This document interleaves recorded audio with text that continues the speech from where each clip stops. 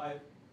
And we are the Coalition, loud and proud, outrage porn-free, civilly disobedient media, broadcasting live on the Worldwide Coalition Network, here at the Go Local Live Broadcast Center, 90 Way Boston Street, in the heart of the city we love, Providence, Rhode Island.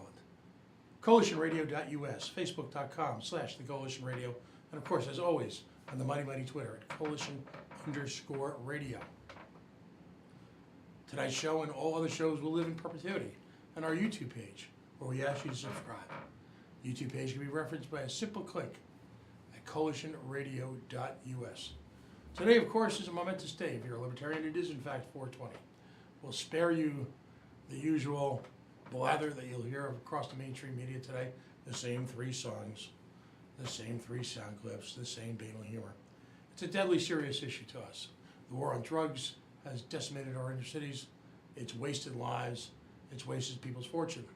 It's cost us untold billions, not just in money, but in our own philosophy. It's cost us in its real sense in our soul as a nation. It's become clear, even to the most hardened individual, that the inner cities across America, white or black, regardless of ethnicity or race, have been under siege by heavily militarized law enforcement. Across this country over the last few years, we've been seeing the spectacle of race riots, the seeds of which were planted in a repressive attack on a substance that, quite frankly, there's really no moral difference between that and a fine cigar, a glass of wine, or a glass of bourbon.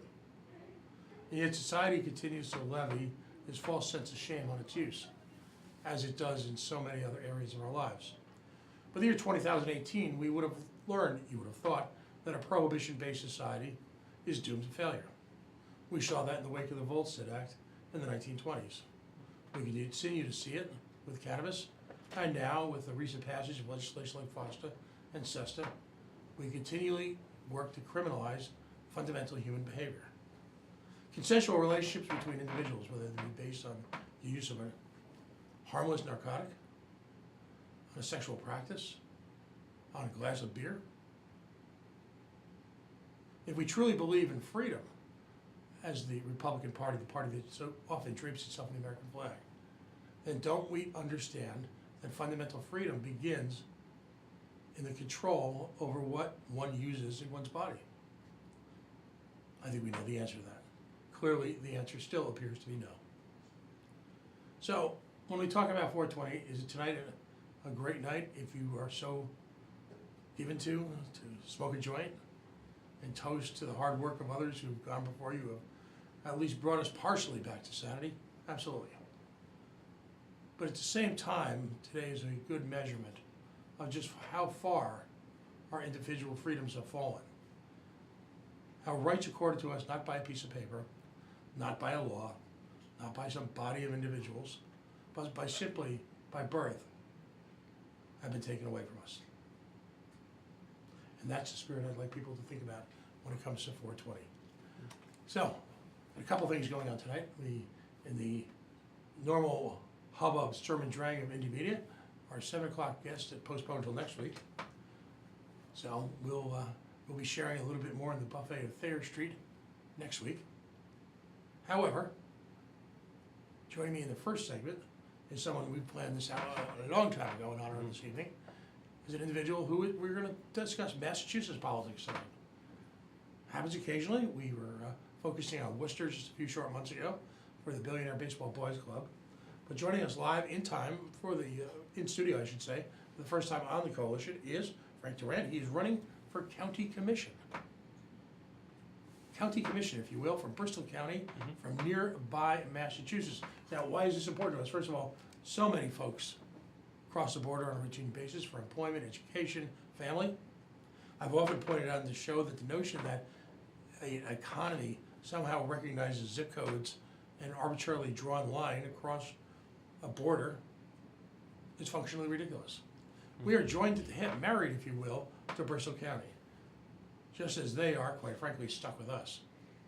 Frankly, I think we should be looking to Bristol County for some ideas.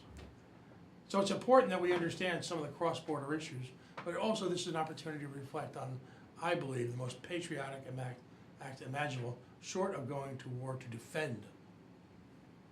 That was the emphasis, defend your country. And then, of course, is running for public office. Here are the rules, as always, on the coalition.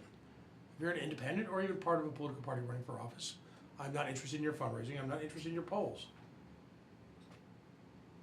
I'm not interested in handicapping elections. The mainstream media, in the form of radio, print, and television, does an ample job of wasting your time and wasting the potential they have to actually report on issues by doing just that. They'll breathlessly intone about who's running for what and what their odds are.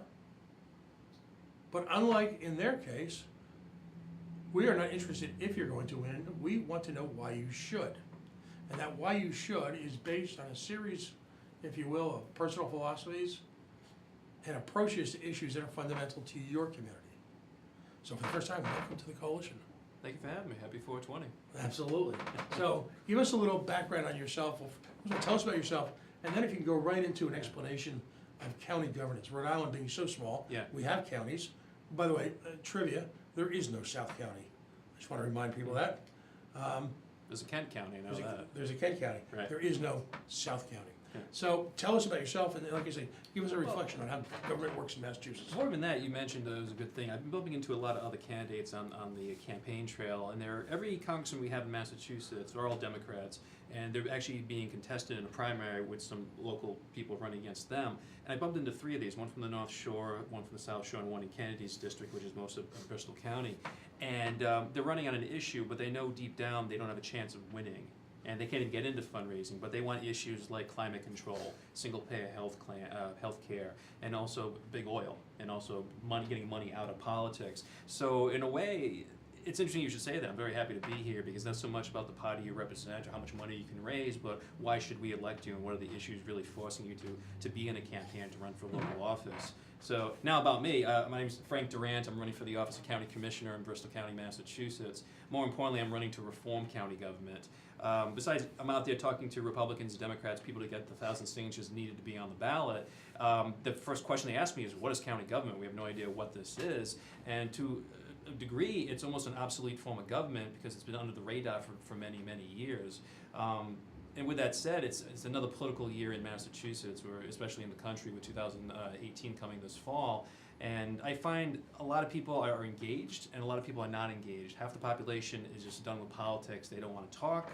They don't care who you are. They're just done. They've turned off the TV. They don't want to go online anymore. But luckily, the other half is engaging. They want to see people run for office. They want to give their opinion. And that alone has been a great experience of being on radio programs like this. It's part of the necessity of a campaign. I'm grateful for it. How is Bristol County government laid out? What does a county commissioner do in Massachusetts? Well, it all depends exactly from Massachusetts as opposed to anywhere in the country. You have county governments that are in the Midwest where you could drive 200, 300 miles and still not hit your capital city. That's not the case in New England like Rhode Island, Connecticut, or Massachusetts. Bristol County oversees, they're like landlords or overseers. They oversee the county court buildings, the register of deeds, and also the county-owned school, Bristol Aggie, which is the Bristol Agricultural School. But you have county governments in the Midwest that they're in charge of their hospitals, Board of Education, they're in charge of all the libraries. The county government in Bristol has been around since 1685, almost 100 years before we even had a nation. So if you were a farmer in a community like Rehoboth or the small village of Taunton, you had to go to the county commissioner to get a permit. So a lot has changed in the last 200 plus years, where half the county governments were taken out of business by Governor William Weld back in the 1990s. And a lot of people want to ask, do we even have county government? Because there are counties in Rhode Island, Connecticut, but there's no more county government. And when those, basically Rhode Island, Connecticut lost those back in the 1980s, they haven't been missed. You can get to Westerly to Providence in less than an hour, so it's not like you need someone to represent you in a 100-mile or 200-mile radius. Yeah, you mentioned someone that's has a connection to this show. You say Governor Weld. Oh yeah. Eliminated. What exactly transpired there? His big thing was he was looking just to save money and to look at every form of government that was working and not working in the Commonwealth. Middlesex County, he took control of that because they defaulted on a $5 million loan. And one of the things that most people don't know about, I heard this from a previous county commissioner, since 1997, Bristol County was supposed to be taken over by the state. Governor Weld didn't have enough money to pay for the payroll. So for the last 20 plus years, Bristol County has been trying to reform itself and actually say, why do we even have this form of government and is it even needed in the community? Back to Weld, though, he worked with the Berkshires, he went after Worcester, Plymouth Commission is still around, Cape and the Islands had to reforge their own county commission, but Weld went in there and literally said, is this even having local government local to the people, is it even worth it? Okay. So you've got Bristol Aggie. Yep. And what are the other responsibilities? The two big responsibilities that we're overseas for the county court buildings and the Register of Deeds buildings. So pretty much like a landlord, if the building's falling apart, it's your job to say, to upgrade and make sure the county property is being well managed. Mhm. So when you look at the Superior Courthouse in Taunton or the courthouse in downtown New Bedford, they're falling apart. You have cracks in the foundation, you have paint chipping, you have issues with plumbing, HVAC, heating. But as you drive by the Taunton Superior Courthouse in downtown Taunton, that's a building that's been built in the 1800s, and we're still trying to get that into 21st century. And time again, we've had funding available, fiscal budget money from Governor Romney and Governor Baker, where the money is approved by the Senate, but somehow it doesn't get signed off and goes someplace else in the Commonwealth. So we've been waiting for tens of millions of dollars to fix these buildings. Okay. So how long is a term of service? It's a 4-year term. Okay. And how often do they meet? That's another good question. First, a lot of people don't know what the county commission does, but how much of a job it is. It is a full-time salary. I'm not running for the full-time salary. I'm actually running on the issue that it's a full-time salary. Right. And I just had confirmation. I've spoken to people at Bill Galvin's office, Secretary of State of Massachusetts, but also some people who work for the county commission as well as the Register of Deeds in Taunton. Let alone they've never even seen a county commissioner. At most, they're investing 8 to 10 hours a month. And it's right now, if you're a member of the commission, it's $35,000 a year. So if I do get elected, I'm lowering that down to a stipend, because it's nice to have some money to pay back for your travels. You do put time in, but I've served on the Attleboro City School Committee. I currently serve on the Norton Planning Board, and you have hundreds of people who are a member of Board of Selectmen in Massachusetts. They serve on the Planning Board, Financial Board. They serve on their town school committee, and there's no stipend. They're volunteering their time.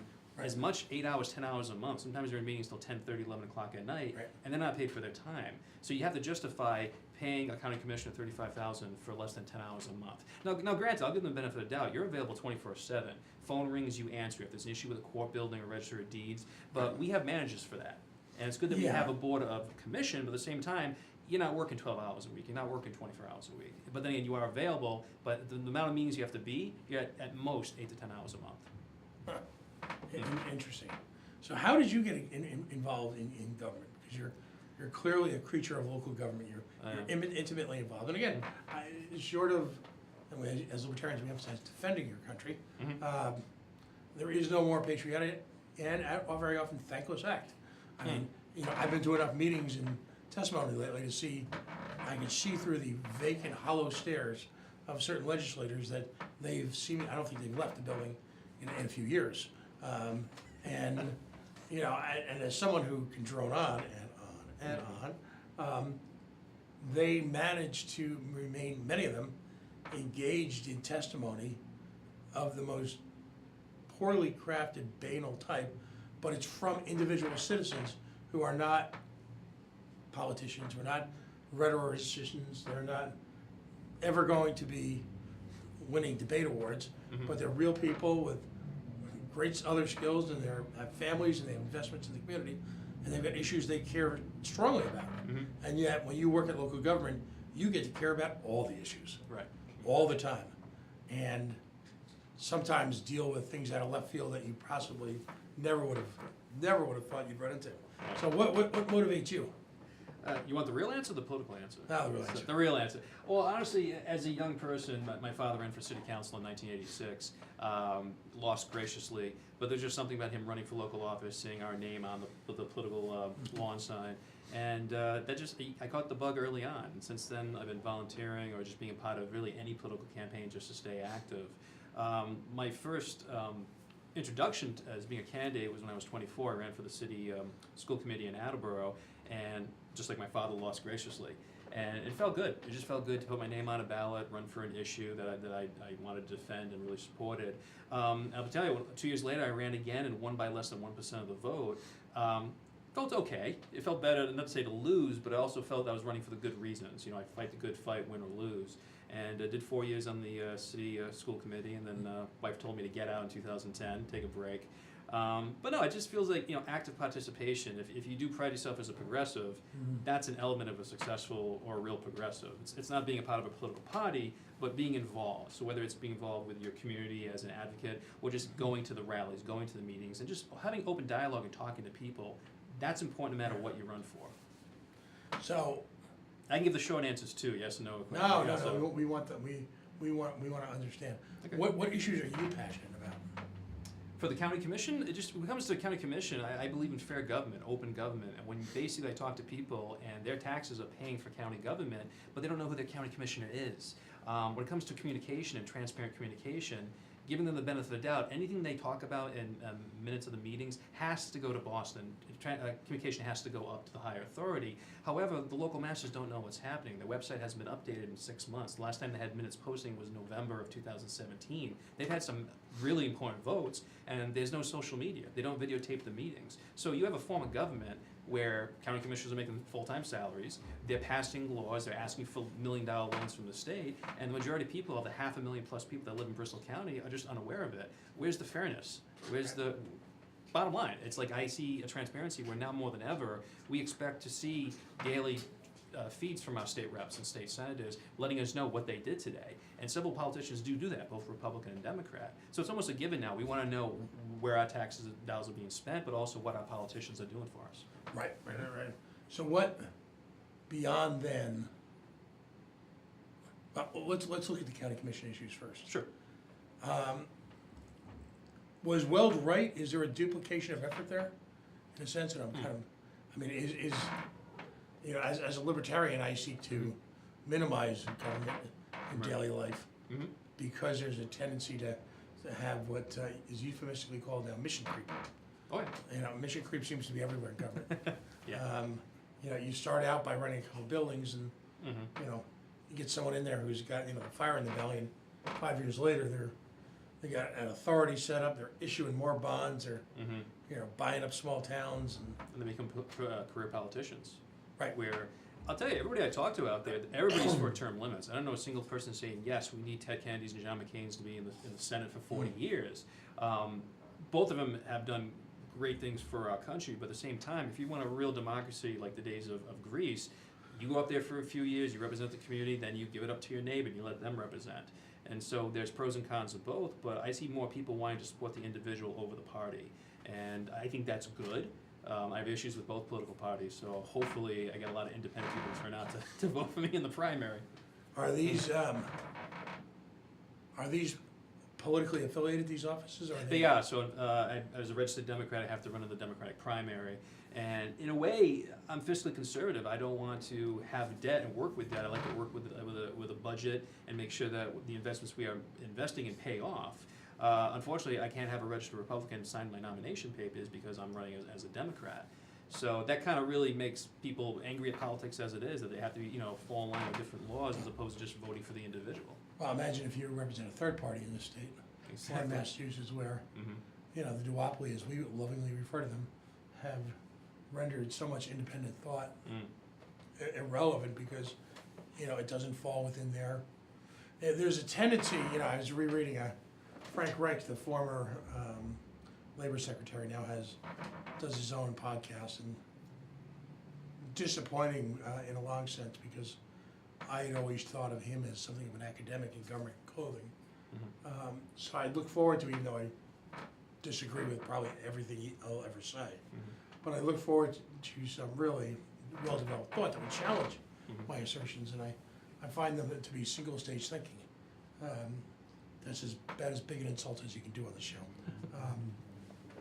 So, I mean, the duopoly this past year, when it came to the controversy surrounding the Bernie Sanders campaign, the Democratic Party announced to its own delight, amazingly, that they were a private organization, that their rules were their rules, and they could do whatever they want. Now, I mean, the problem is that who pays for their primary elections? We all do. The city of Pawtucket, Rhode Island right now, because of a special election, and the statutory requirements for how many voting booths have to be open, is literally looking at it somewhere, my understanding, correct me if I'm wrong, in spending $80,000 to $100,000 to have a special election for a Senate seat that's going to have to be reelected again in November. That's statewide or citywide? Well, it's a state Senate seat, so the district largely falls within Fall River proper. Pawtucket. I'm sorry, okay. So, we pay for essentially these duopolies' continued existence. They vote themselves, in the case of the county commission, they vote themselves a paycheck, but they also vote themselves all sorts of hidden subsidies to the tune of, again, countless millions. Right. While at the same time, rewriting laws so no one else can play. They all failed getting along well with others. So what is the party makeup of the commission as it stands there now? Well, the commission right now, you have 3 registered Democrats, and in a way, it's impossible for a third party or a Republican to hold the office because you have communities like New Bedford, Fall River that are very highly registered Democratic voters. So for a Republican in the north to run against a Democrat from New Bedford, it's almost impossible no matter what the issues or who the candidates are. And like I said, in a way, the county is set up almost like a congressional seat. I have to get 1,000 registered voters to sign my papers. When Congress, it's around 2,000. So I'm running for a very regionalized race, but also have to run it like it's almost a congressional campaign. That brings up a good question. Describe, because it's so out of the bounds for us to think about counties. Sure. Give us an overview of Bristol County. I mean, what are the geographic environments?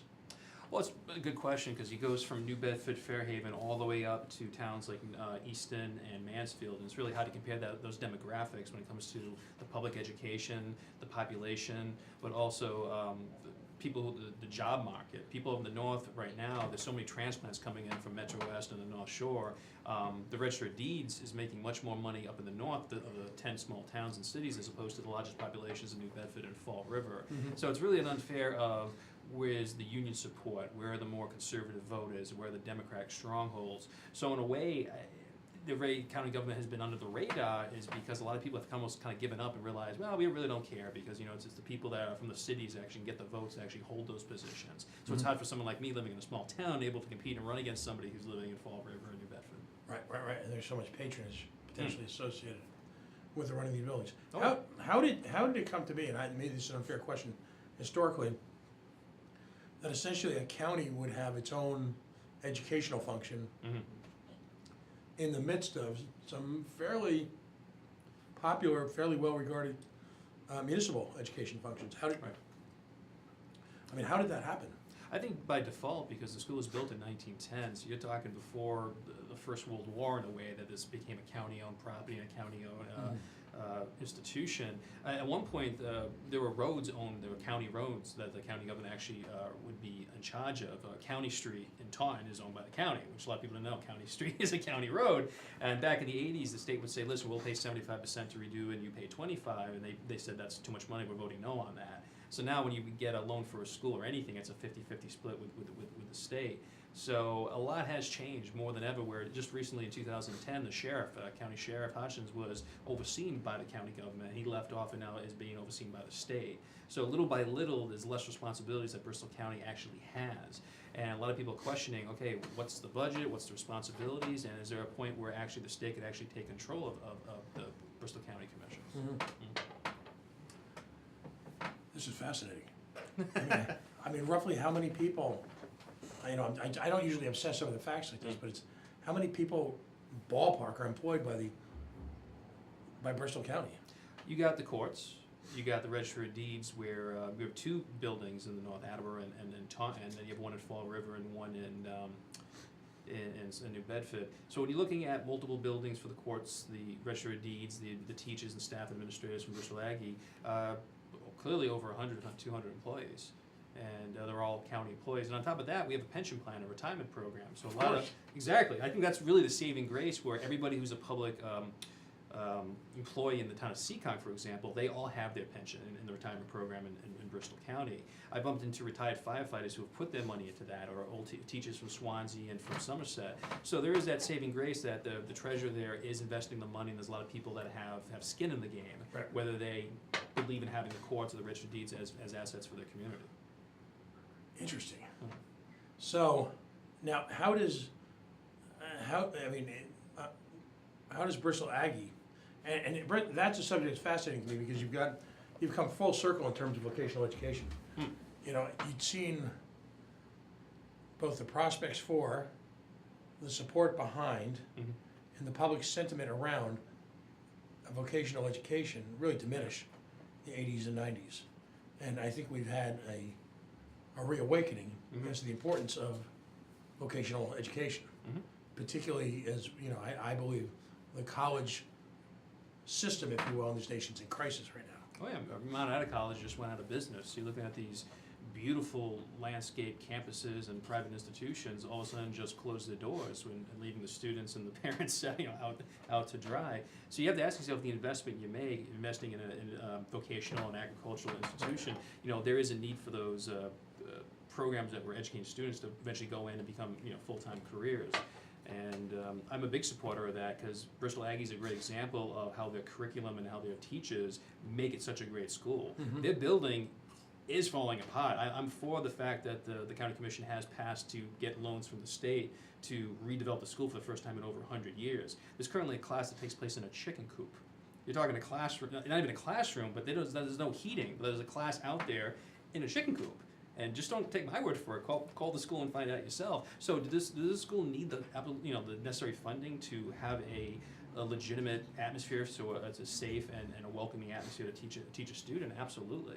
I do have issues that the question wasn't on the ballot for voters to say, yes, let's take a $104 million loan out to pay for this. Because right now, if you just look at Bristol County alone, of the 20 cities and towns, Westport, they want $110 million. They just passed to get a $110 million loan. Durfee and Fall River, that's over $200 million. Attleboro just passed $200 million. $10 million for a new roof in Rehoboth. And then other communities are voting for 2.5 overrides. So you're talking about more than $500 million in loans, new taxes. Right.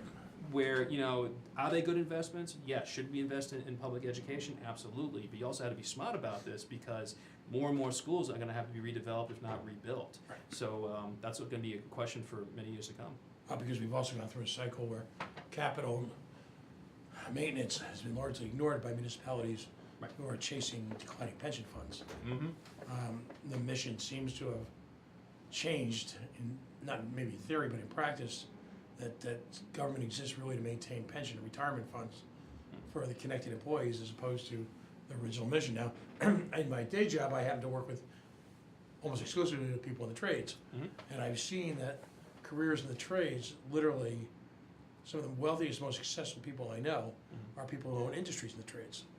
You know, they own actual businesses. So they're employing plumbers, they're electricians who started out their own business. A lot of sweat equity, a lot of, you know, small family ownership groups. But these people have carved out wonderful businesses. They've worked very, very hard. Self-finance everything you'd want in a community business. They typically haven't gone to the government hat in hand to look for subsidies or tax breaks. And very often they're amongst, on a percentage basis, their effective tax rate is amongst the highest of really just about any industry. So it's they give and give and give and give and give and give. So it's time, if in fact we're going to maintain a public school system, that we not obsess over sending kids to mediocre colleges with nondescript degrees, but focus on things like employability and income potential. So how does the day-to-day operations of Bristol Aggie get funded? Well, it's the county government in whole. Every city and town gets taxed twice a year. So every 6 months, a bill is sent to the towns and cities of Bristol County to pay. So there is a county tax that residents pay. Then there's a little bit of state funding. But also when the state needs the court buildings, they rent the court buildings out for a criminal case. And then also register of deeds. You have many lawyers going in there every day asking for information. So it's a building of deeds, land deeds. And that's the main funding source. What I would like to see is investments that are actually going to pay off. One of the things that was an investment, we actually have our own printing press, which I'm sure you had no idea we had. Most people don't because the website hasn't been updated in 6 months. But besides marketing from a website, a lot of municipalities are familiar with it, but we're not pushing this $91,000 a year printing press to go out there and actually print stuff for local municipalities, local towns halls, city halls. So that's an investment. We got to ask if it's a one-person employee of a printing press. And even though it may be a small percentage, we should be investing in things that are going to actually bring in new revenue. Looking at solar panels, whether it's a solar field or for the roofs, none of our buildings have any solar panels capabilities. So you look at a small town in Norton, we've done a deal with Wheaton College where they're bringing us thousands of dollars of an investment with a solar power field. So looking into the investment, will it pay off? You see more and more people residentially actually doing that. So just thinking outside the box, besides relying on local tax dollars to pay for salaries and to pay for those buildings, there should be a way of saying, look at our space. Are we really renting out office space at the Register of Deeds buildings or even our county court buildings? We currently have open space where we could be renting out to local nonprofits, local groups.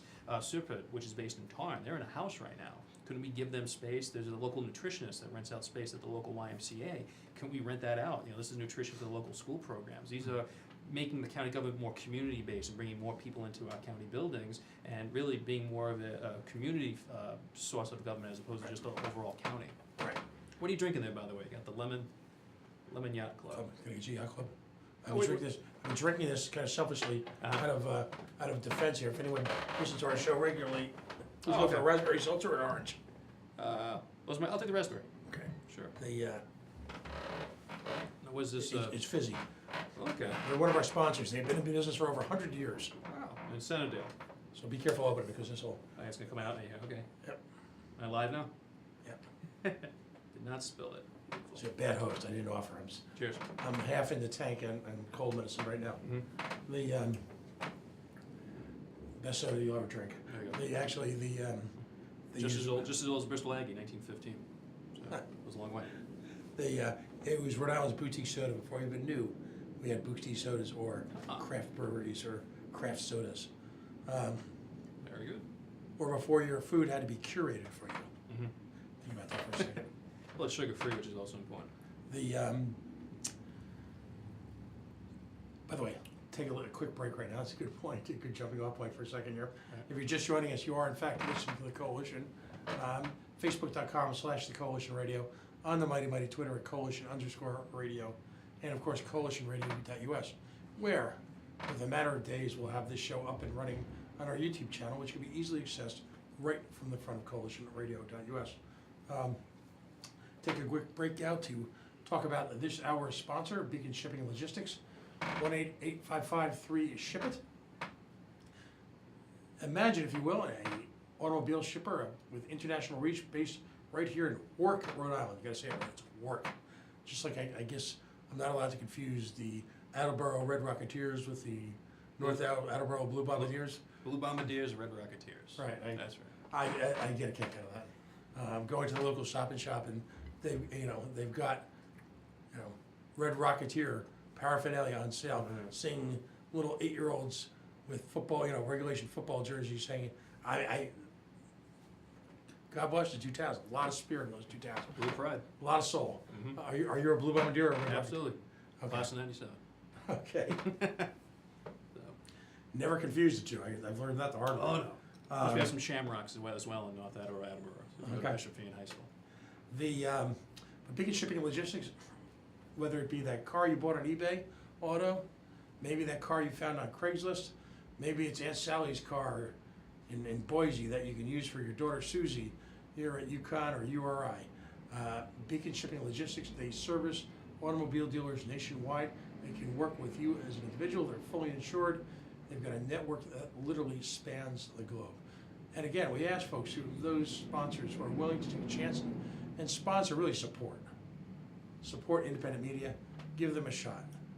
They deserve your attention because of their willingness to make an investment in media that lies, we can all agree, well outside the mainstream. 1-855-3-SHIP-IT, Beacon Shipping and Logistics. So, welcome back. Joining us for the first time, and I want to emphasize the website is frankforbristol.com. If you go to the Coalition Facebook page, you'll see in today's show promotion, we've got a link directly to it where you'll see an excellent analysis of the issues. That's what we like to have people on. We want to talk about issues.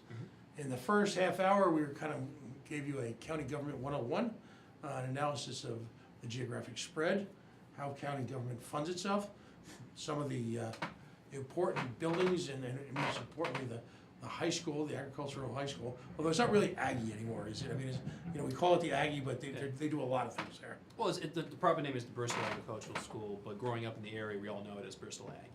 And all students in the middle school in their 7th or 8th grade or junior high school, there's always that presentation of, do you want to take this as your future career path? So as an early age, we learn about Bristol Aggie and the benefit of having in the community. And it truly is a gem of Bristol County, Massachusetts, where visiting the campus, taking a tour, I highly recommend that, because you have student ambassadors who will take you from program to program, and you see the quality there. Granted, it's an old building, but I tell people Boston Latin is one of the oldest buildings in Massachusetts, but they're one of the best public educations in the country. So it's not so much the building, it's the people inside that. Right. And the teachers, the administrators they have, faculty and staff are second to none. And the curriculum that we offer is in demand, but you have students who are educated there in Dighton, Massachusetts, and they go throughout the world with the skills that we're teaching them. Right. So it's a fantastic institution, and I'm 100% behind them. Right. And it's a form of education that, quite frankly, people are returning to, given the, I don't know, the chaos that is our college system in this country right now, and the chaos that surrounds financing it. Oh, yeah. Folks need to understand that, if you're a machine tool operator, for example, there's a tendency by some to, they work in a factory. Well, anyone who's ever worked in and around machine tool, particularly, you'll understand that it's a combination of artistry, mathematics, geometry, and just an innate skill and the ability to mold and bend different metals, different materials, and it's fundamental to our nation as an economy, because the absence of which we cannot be a manufacturer without those skills present. I work closely with folks who are diesel mechanics all the time. Stunningly important. There's a stunning shortage of skilled mechanics in this nation, as are in the trades: electrical, HVAC, plumbing, sheet metal. It's all a problem right now. And on a superficial level, if you try to get a plumber lately, imagine that extrapolated untold times if you're attempting to build manufacturing in the South Coast. So you've actually, I looked at your sheet, you've got a number of issues, and I know that there's one that you wanted to get into specifically. Sure. But let's lay out some more issues for you that you're looking at. What else is important to you?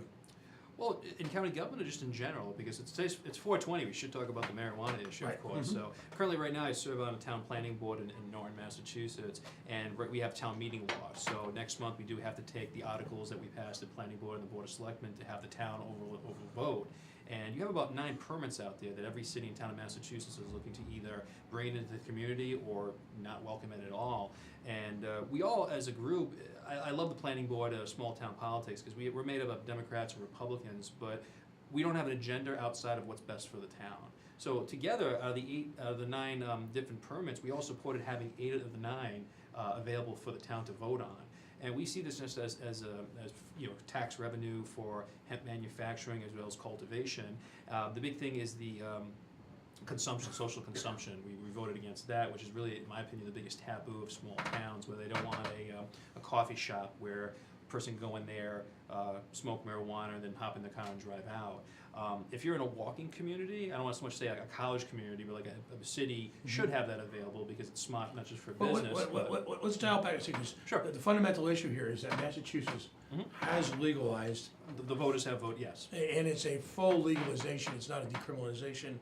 Marijuana, cannabis will be for sale over the counter in some format, some delivery system in a matter of months, really.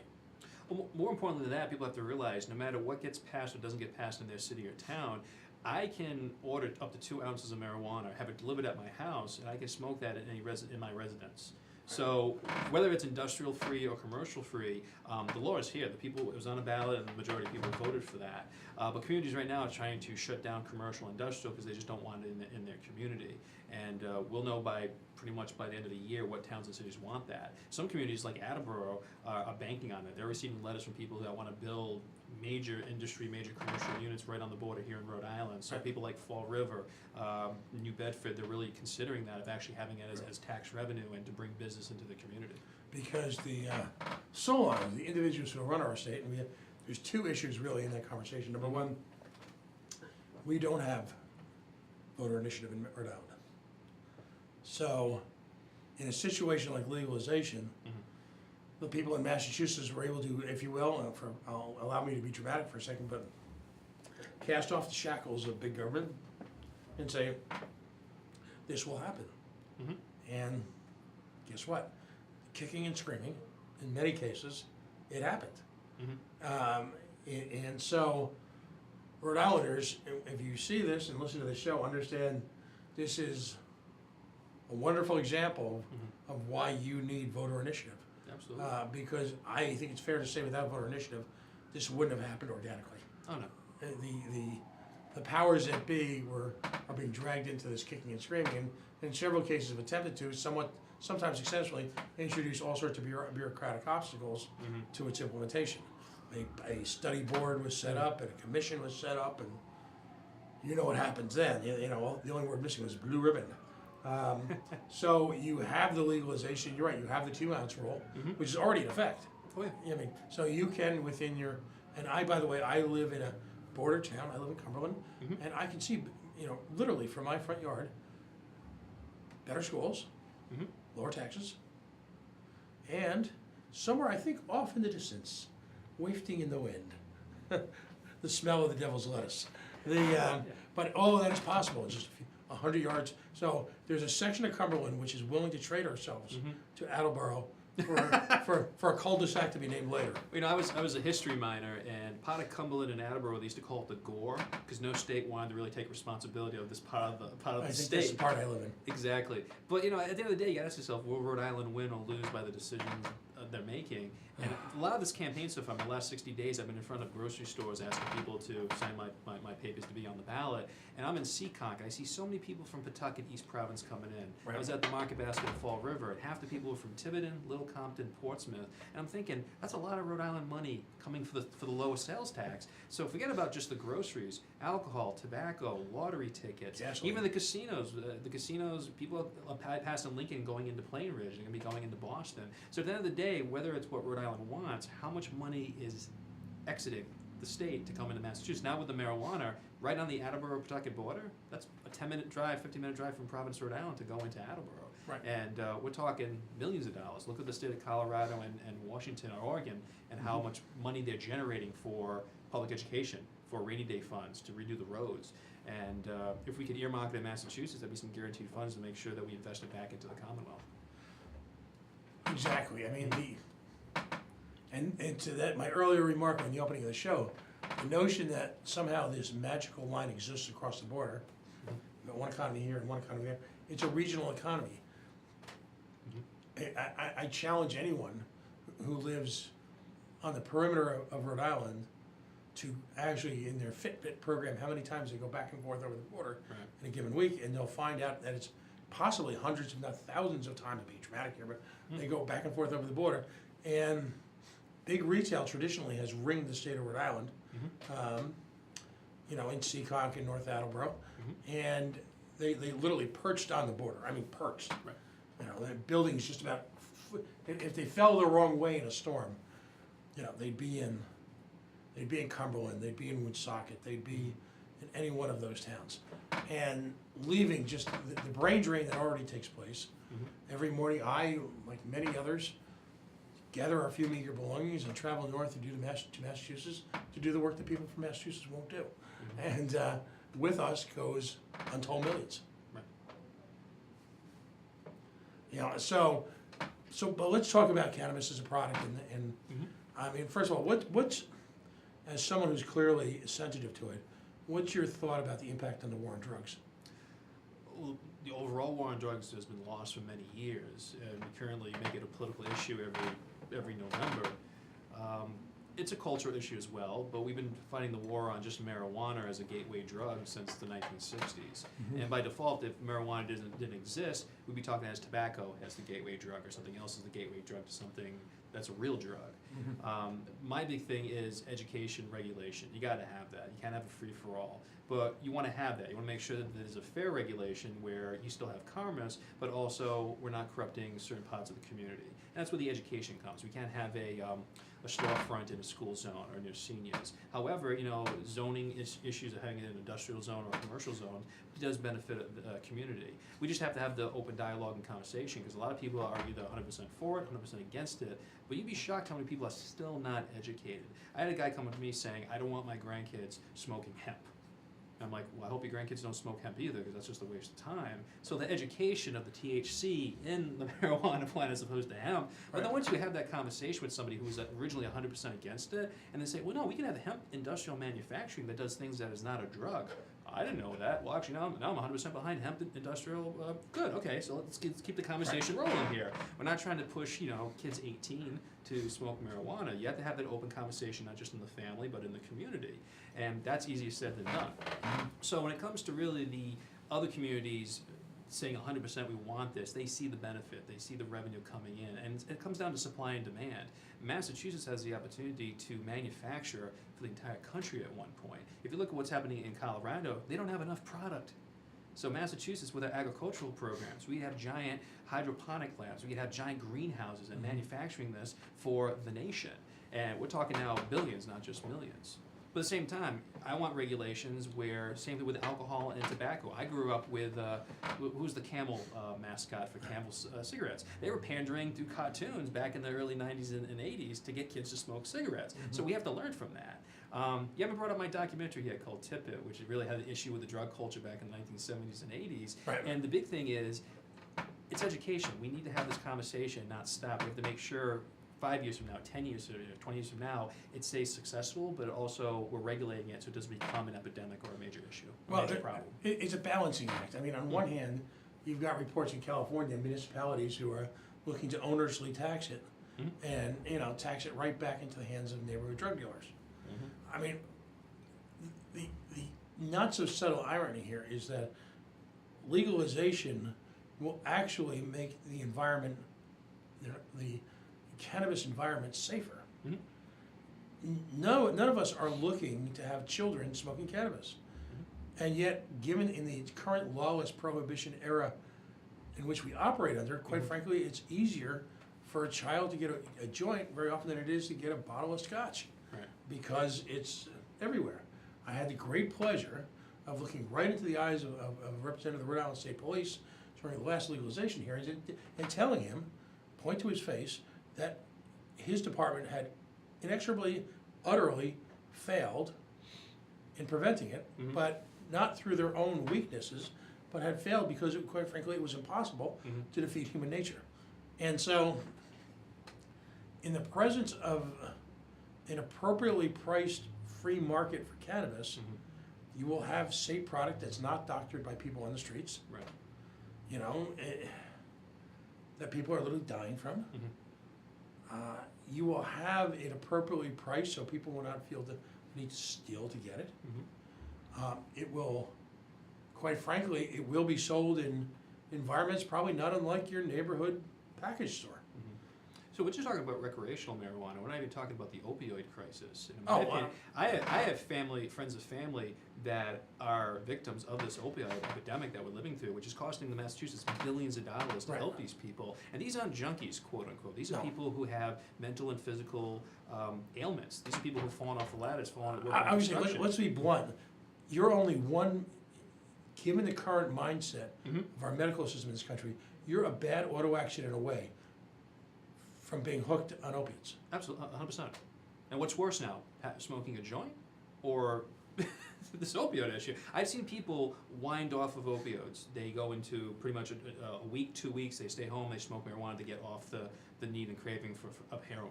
I've seen that, because heroin is an evil drug. And heroin at one point was legal in this country. Bayer Drugs manufactured and distributed heroin back in the 1920s. That was a fact less than 100 years ago in this country. So with education and mandates, it became illegal. But you had people from the Armenian genocide. You had hundreds of thousands of people getting on heroin in the opioid dens of the 1880s as well. These were drugs that killed people on the spot. Marijuana has not killed anybody, quote unquote. Right. So the idea of not just medical marijuana, but seeing people weed off the real evil drugs, it's an asset for the community. Right, and because it's been maintained as in this odious part of the controlled substance schedule, we've never been able to engage in intense legal research based on what are potentially life-changing characteristics of a variety of cannabinoids. I mean, if you talk to anyone who's got neuromuscular issues, Yep.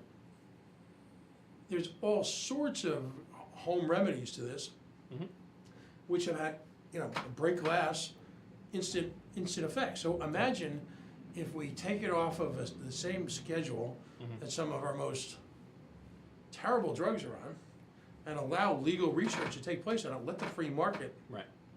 jump on it. You've got real potential, real instant benefit from that. You mentioned legal medical evidence. The fact is that THC does give people an appetite. I've seen several cancer patients, people dying of cancer, who just don't want to eat anymore, and they can't beat the cancer. But I've seen people take the supplement, smoke marijuana, and get an appetite in order to build up their immune system and hopefully fight the disease. So there is a supply and demand outside of recreation. And you mentioned we need to invest money to do the research to educate the people. But easier said than done. Like I said, there are people who are dead against it, and I understand their concerns. Because I'll even go on the other side of the fence here. I've smelled marijuana on people more now in the last year than I have in the last 30 years. And Tommy Chong right now sells these wonderful wipes. After you get done getting high and smoking, use the wipe, use the binocker, be a little, kind to others. But now more than ever, I see people out there, recreational use, and then they go out and they're in the community. And there's that fine line of you're for it, but then again you see the negative of people basically reeking like marijuana. Whether they smoke a pack of cigarettes and you smell the tobacco off of them, it's the same thing. We need to educate, but also stay on top of this, whether it's personal, professional reasons. Right, and I believe that that support systems, anytime, I call it a prohibitionary society. Anytime you operate in a prohibition society, this show is focused heavily, without getting off the deep end here, on the legalization of consensual commercial sex. And by anytime you drive anything underground that is a function of human behavior, alcohol, cannabis, sex, it still happens. It happens underground in more dangerous environments. Right. Where, whether it be doctored cannabis or back alley abortions or bathhouse gin in the 20s that we've already forgotten about, any of these things become more dangerous. In the case of sex workers, not being able to scream, again, a consensual mutual arrangement. Society can never shut down these functions of either human behavior, human sexuality, allow them to operate in the open. Again, no one's looking to encourage children to engage in this. No one's looking for anybody to become obsessive about anything, but there is sufficient support systems out there to help those people in need who find themselves in the same way that the abuse of any product will lead to. Alcohol. Yeah. And it's fair to say that alcohol is far more injurious to society, to criminality, to the human body, than cannabis will ever be. And yet we've decided, for whatever reason, you can, the conspiracy theorists can go nuts as to why to focus on this one aspect of human behavior, this one product. And talk, please, let's talk about your documentary. Tell us Sure. about it. Well, it was a documentary I did with my friend Randy Sabatini from Attleboro, and I knew him for many years, and every year summer wouldn't go by when he didn't tell me about the time he almost tipped over an NBC News van back in 1980 when he was a student at Attleboro High School. And it was this time where in 1980, there was no policy in the handbook of what do you do for a student who's smoking a marijuana cigarette. And today, if you get caught with a cigarette of tobacco, you get expelled from school. So we've come a long way in the last 30 years. But back in 1980, a young Meredith Vieira from NBC 10 in Providence went undercover with a news van to videotape the students who were smoking marijuana out in front of the pit, quote unquote, at Attleboro High School. The students found out what was going on and they attempted to tip over the news van. So you got that play on words where it tipped to the newsroom, tipping the van, the pit, which was the area, which was like a sunken living room at that high school, and basically it's a fun look at history of where we come with public education policy, but also the drug culture, because then I've interviewed these students who were 18 at the time who are now in their late 40s, and they're now parents, they're now business owners, they're members of society. Some of them are still on drugs, some of them don't do drugs anymore. So it's a little bit of a time capsule piece to say how far we've come in the last 30 years with some interesting ways of how the news manipulates or the news tries to bring attention to an issue. So you kind of ask yourself whether Meredith Vieira is the hero or the villain in this, along with school administrators, the students at the time, and what the whole moral of the documentary is. Well, Meredith Vieira's done okay. Yeah, very good. Yeah. She's done very well for herself. So, where can people see this? It's on YouTube, so if you just Google Rand Allen Studios, which is the producer of it, or just type in Tippit, T-I-P-P-I-T, and check it out. Excellent. Give us a snapshot of how folks, first of all, when is your election? Your election's in November? Yep. County elections are scheduled as part of the midterm elections. You'll be voting, if you live in Bristol County, you'll be not only voting for your congressman, but you'll be voting for your county commissioner. Well, it's a Democratic primary on September 4th, so if you're interested in either Seti Warren, Bob Massey, or Jay Gonzalez as the Democratic candidate for governor, I'm on the ticket as well for that ballot. So you have Kennedy, you have Liz Warren, you have some state rep races and state senator, but I'll be probably on the bottom way end on the back page, if not the lower end of the ballot. So if you feel free, don't leave it blank. Choose the incumbent or the new guy, which would be me. And it's another big year in Massachusetts for politics. Right. Did you say is someone primary in Kennedy? Kennedy, there is actually. I think every sitting congressman in Massachusetts has an opponent, and it's tough to. Like I say, I'm running in the district of 500,000, which is almost the same size of a congressional district. But EC candidates who are running on an issue, they want to talk about the single-payer health plan. They want to talk about getting big money out of government. So they're passionate about that issue. Do they have a shot winning? It's very hard, but at the same time, I think they want to get out there and they want to speak to the masses about issues that we should be talking about. Right. So for that, you have to allow them on the ballot. That's democracy, right? That's democracy. Right. And if I can make a shameless plug for a dear friend of mine who's also on the ballot this year, Dan Fishman, who's running for state auditor against Suzanne Bump. And we're going to have him on in the near future to talk about his election again. But if you live in Massachusetts, and listen to this, take a little bit of a peek behind the curtain. Ms. Bump's regime has not exactly been all it's been cracked up to be. We'll put out that teaser. Where can folks find you on social media? I'm on Facebook. If you look at Frank for County, I'm on Facebook. And also the frankforbristol.com is my website, which is still in development. Don't judge me yet. Judge me in a few months as we get closer to the election. But I have a 4-point plan, which I'll be having a PowerPoint presentation as well as some videos on there. Time to come. And are you able to start doing petitioning now for the election? Are you able to sign people up, or how close are you to the petition? I unofficially have about 1,200 signatures, so my goal is to have 1,500 when I go in there. We have a lot of people in Bristol County that sign their names like they're doctors, so I got a lot of scribbles that Bill Galvin may say, I can't read that, that's not a real person. Yeah. So hopefully 1/3, if it's still bad, I still have over 1,000 registered voters to get me on the ballot. And then from there, my goal is to hit 12 to 13,000 people. They're called touch. You want to touch as many people as possible. So whether you touch them with a social media, a palm card, a handshake, you call them up on the phone. The more people I talk to and remind that there actually is a form of government called county government, the goal is really just to get people to talk about it, let alone you win or lose the election. I want people to know that your taxes are paying for this government that's been around since 1685, and some of the things they do are very important to our community, but I really feel that there's a need to reform. Excellent. So the issues for you then, in terms of, let's kind of give a closing synopsis. Sure. What in fact, I often call it the speed round here. Oh, okay. So rapid fire. Yeah, rapid fire. Yeah. So the first issue is, of course, you've pledged that you're going to reduce your salary to a stipend. Correct. The first, and I think that's a critical sign of good faith. Here at the Coalition, we like to say that government should be about people who want to help lives, not get one. Yep. So you pledge that you're looking to cover your out-of-pocket expenses, and you don't need no state salary. Absolutely. Well, that's great stuff. Next issue is accountability, and the dreaded T word, because so many politicians have abused it, but you're very sincere about its transparency in terms of all the bonding that's going on. You're looking at some generational reconstruction efforts that either have to take place or not. And in some cases, it sounds like a lot of the stock and trade of the county government's in literally critical condition. My father used to say that every time there was road repair, must be an election coming up, because we're actually using the tax dollars to see improvements, and there must be an election because politicians want to get reelected again.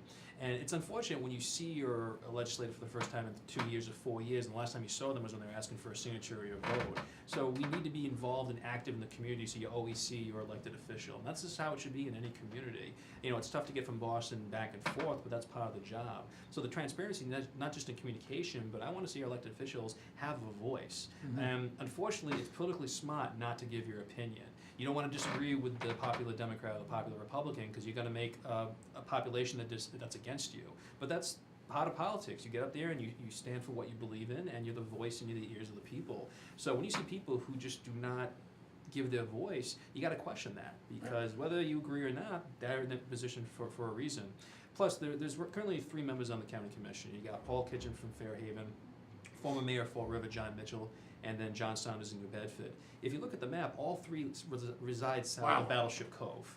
So you got 12 other cities and towns north of that. So when it comes to really having a fair body representation, we had somebody in Taunton represented for almost 20 years, Maria Lopes, and she retired in 2014. So in the last 4 years, you've had 3 people all down there in South County, the south coast of Bristol. So in a way, I'd break it up in 3 districts. We have a northern, a central, and a south, and have a different member of the county represent each of the 3. So right now, all 3 commissioners represent the entire county, but it says a lot when everybody's literally bundled down on the south as opposed to having them all spread out. Right. You've also pointed out, and I think this is important, in one sense, it's almost cliche for politicians to point out, well, we need more transparency. Right now, you're telling me that county meetings, even though you've got responsibility for physical plan into the billions of dollars in terms of valuation, none of this is recorded, none of this is... Well, officially, there's a note taker, so whether the secretary or the administrator is taking notes, those are the official minutes that get sent up to Boston. So when you videotape something, that's not the official, but it's just as important. People now get most of their news from social media and television. So having those meetings videotaped is more than, it's a given. You need to have that. We do not videotape the meetings. So how are people going to really get a chance to review and learn how the politicians are voting and where the money's being spent? Listen, it's so inexpensive to stream that to Facebook, so people can watch it in real time. Much easier. You have a phone, you don't need a huge budget for it. But at the same time, if I'm willing to take away my first year salary and invest into updating the website, having social media, putting cameras up in the meeting room, we'll save money in the first year because I'm taking my salary down to a stipend, so we have funds available to make those early investments. Okay. Then you support the Aggie in terms of the cost necessary to get that back up to speed. Sure. In terms of the physical plant, by all accounts, they managed to be doing the work of the Lord under difficult circumstances.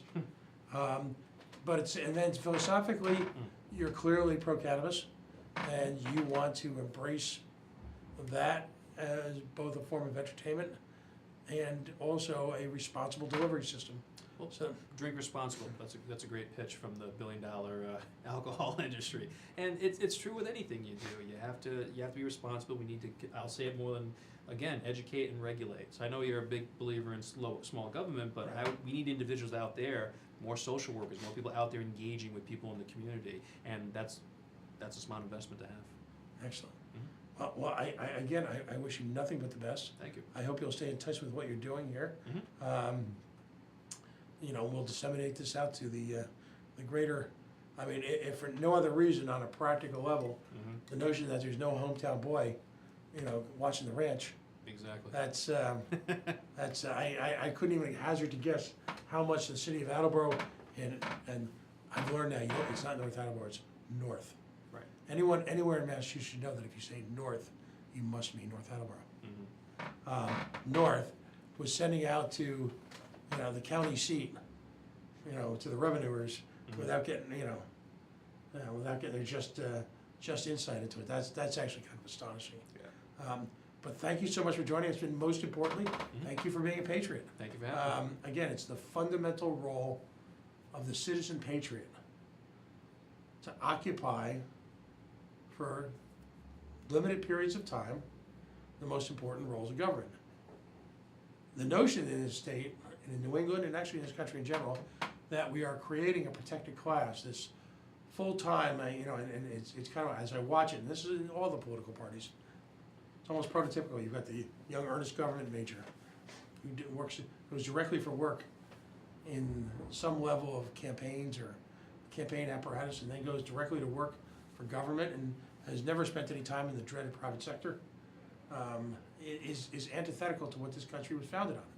This country was founded on, and I'll use the Jeffersonian idea, but a nation of citizen farmers. I don't think he would have envisioned industrialists the way he would now, but whether you be tech, whether you be Aggie, whether you be, well, anything, it's the important aspect of bringing your life's perspective temporarily into government and applying the wisdom that you've learned in collaboration with others to build a community. We've lost a lot of that. And that's why we need to look beyond people who are, entrenched part of the, my favorite term and way of expressing is the 1%. The 1% of this nation is no longer the 1% capitalists. Quite frankly, it's the 1% who occupy lifetime roles as highly compensated individuals with little or no accountability in government. And that's not a good place to be. So congratulations, best of luck in the race, and we'll talk to you again soon. We'll talk then. Thank you. All right, thank you. All right. Folks, we're going to take a quick break right now. You are, in fact, listening to the Coalition on the Worldwide Coalition Media Network, broadcasting live at the Go Local Live Broadcast Center in the heart of the city we love, Providence, Rhode Island, 90 Way Boston Street, where our Rockefeller-esque visions of the Today Show style studio can be seen here, particularly with daylight now taking full force as we approach summer. It's a wonderful night here in the capital city. Providence's charms await you. And boy, the charms are as varied as they are interesting. So whether you be looking for a night out, some theater, Trinity Rep or the Avon, dinner out on Thayer Street, any wonder of a number of dance clubs, nightclubs across Providence, get out of the house tonight as soon as this show is over and head on down. Facebook.com/The Coalition Radio, on the Mighty Twitter at Coalition_radio, and of course our website, where this and all other shows will live in perpetuity through a simple link at the top of coalitionradio.us. Folks, we're going to get back into this in just a minute or two. We'll have our little ode, our weekly testament, if you will, to our fine folks at Yacht Club Soda.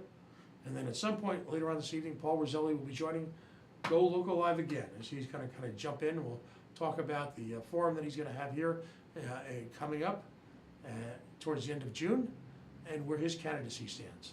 So folks, stay tuned. We'll be right back.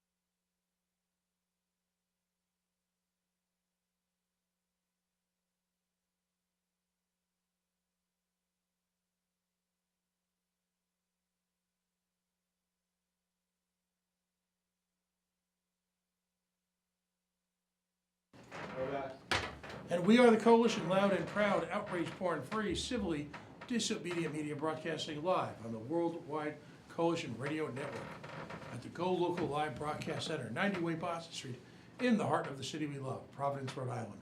The naked city, the city of 1,000 stories. We just had Frank Durant,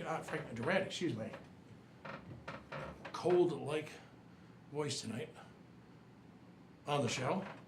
He's running for county commissioner. Wow. Sounds almost back to a day of Superman in the 50s, but quite frankly, county commission in his county is quite live and active and has quite a bit of responsibilities. And like so many parts of government these days, seems to be hidden away from the naked eye. Well, Mr. Durant seems intent on bringing shedding a little bit of light on it. And that's the spirit we like to see here in the coalition. Imagine live council meetings via the miracle of Skype, as we call it. Imagine transparency. Imagine cutting off a big salary. Now, if all the commissioners gave up on that $30,000, you'd have about $100,000 to spend on the kids at the Aggie. Sometimes life is just as simple as that.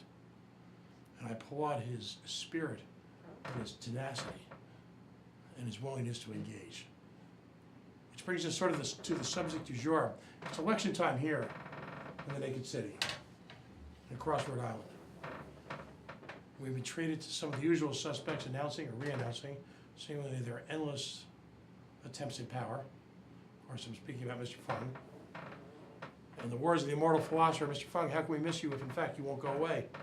Well, we don't seem to have that kind of luck this go around, so he'll be stuck in town for a while. You've got Mr. Trillo, whose truck, quite frankly, is late. Right around this time of night, Mr. Trillo's truck starts driving in circles around Providence. I'm not quite sure what he hopes to accomplish, but I think, unfortunately, it's symptomatic of his approach to campaigning. So let's talk about that for a few minutes. Mr. Trillo took time, as is his way, and quite frankly, his right, to opine on the latest outrage porn / controversy. Of course, the great Starbucks issue, which has captured both the imagination of Americans and, quite frankly, the imagination of talk show hosts everywhere who have found that, yes, they can fill up a good part of a Friday talking about the outrage. That was mixed in today with this other's, the outrage porn du jour, was the grammar school, grade school, daycare center, who won't allow kids to call each other best friends anymore because that's not inclusive. Now, are those issues worth discussing? Absolutely. Are those issues that should take up a talk radio's and host's entire afternoon? Not so much. I continue to be astonished in this country, in this state, with all the challenges we're facing, with all the issues worth discussing, with all the personalities worth exploring, that we would continue to seize on these infantile issues. And they're important to the people who are involved. I'm not going to diminish that. But it becomes, quite frankly, obvious after the 10th hour of discussion that you have individuals looking to obscure the real underlying challenges that issue represents, because very few actually touch on them, or the serious issues that permeate both the ocean state and, well, across America. Let's go over the issues we haven't heard discussed this week. The prospect of yet another American president engaging in a police action. Bombing, justifiably, not justifiably. A nation into liberty. We're going to bomb the liberty out of those people. You know, there's a War Powers Act. And before you start dropping bombs on a nation, you're supposed to discuss it with Congress. That's how it's supposed to work. Now, clearly this act has been abused. It's an equal opportunity abuse. Democrats have done it, Republicans have done it. Because the next refuge for the philosophically weak is to say, well, they did it, to which I would reply to either side, that's funny, I thought you campaigned on the prospect of being better. So we didn't talk about that this week so much. Other issues we didn't talk about. And I'll give York Mr. credit for this because he touched on it a little bit. The governor of the great state of Rhode Island is about to embark on yet another budget. And in that budget, millions of dollars are budgeted based on the successful operation of a sports gaming book. Now, it's my understanding that somewhere between $23 and $25 million was postulated as being receiving from said activity. Only problem, A, the activity isn't even legal yet. They're basing it on a court case that's taking place in New Jersey. Number two, and I could be wrong, but there is a provision in that pesky little state constitution that says that if you want to invoke a new form of gambling, well, you have to vote on it first. Now, I don't doubt for a moment that there's an entire electorate out there, and forgive me if I'm insulting for a second, that'll be deluded into somehow thinking that betting on sports books is good for the state. It's astonishing to me how people of great intellectual capacity, a lot of smarts, a lot of life experience, all root for the state. The immortal words, we need the revenues. Actually, we don't. Revenues are best left in the pockets of the individual people. Spend as they see fit. If they choose to do so on a sports book, it should be a sports book of their choice that can be offered literally by anybody. Literally by anybody. So it's the notion that there would be a degree of an exclusivity of it to the few, not so much. The other night, I happened to drive through Twin River, 10 or 11 o'clock on a weekend night. I was blown away by how many cars were there. Absolutely blown away. Now again, I think economically, I think it's a lifestyle choice. Gambling's a lousy bet. Sorry for the bad pun. But that's not my choice. However, the notion that the government would have a complete monopoly on the profits from some, I find horrific. And simultaneously, the notion that the government is clearly acting in direct competition with literally hundreds, if not thousands, of Rhode Islanders who own restaurants and other forms of entertainment for that same consumer dollar, and using the advantages of having an exclusivity, a lock, a monopoly on a particular type of activity, is disgusting. This government continues to act in competition with and against business owners across the state. And we wonder why the market is so weak. When your biggest competition for the individual's dollar is the taxation and additionally the state-sponsored monopolies across a variety of forms of entertainment. And if you're in retail, you have to compete with state-subsidized retail space. Why are we shocked? Shocked, I say, when in fact the economy is so weak.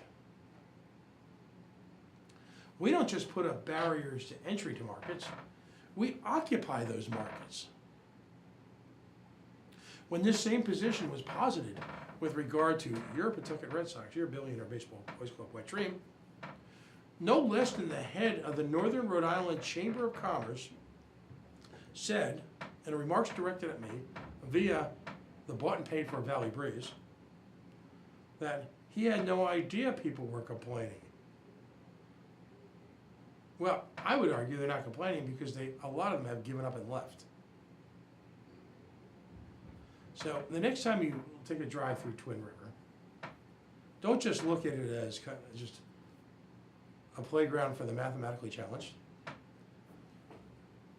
Don't just look at it as kind of a swinging entertainment joint, because they do seem to have some good bands there. See it as competition for everything that surrounds it, or in this case, if you look around the area, used to surround it.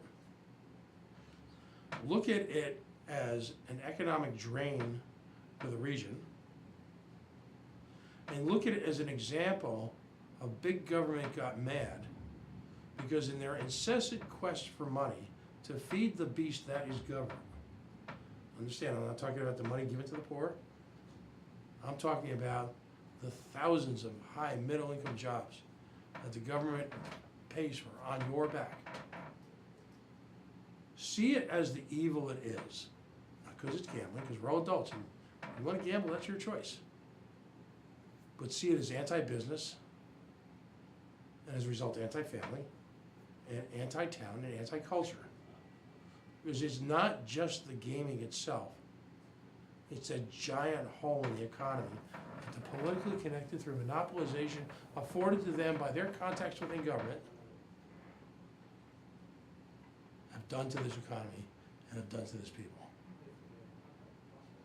Folks, we're going to take one quick break and we're going to join my good friend Paul Roselli, who's come to the rescue. There's a handful of people, 2 or 3 to be exact, where I merely put the coalition signal up in the sky and they come to my rescue as my voice quietly recedes into the back. But I would be bereft if I did not mention, of course, our sponsor, Yacht Club Soda, the nectar of the gods.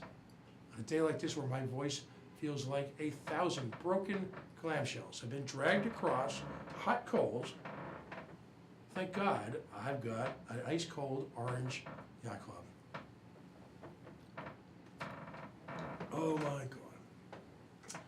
Rhode Island's own boutique soda, before we knew boutique sodas were cool. The official soda of the great state of Rhode Island and Providence Plantations. 100 plus years, family owned, from the same aquifer in Sunnerdale where their shop exists to this day. They've got a retail store there. They're in Eastside Marketplace and at fine restaurants across the state of Rhode Island. Folks, we've got a number of events coming up for the family. Mother's Day will be soon upon us.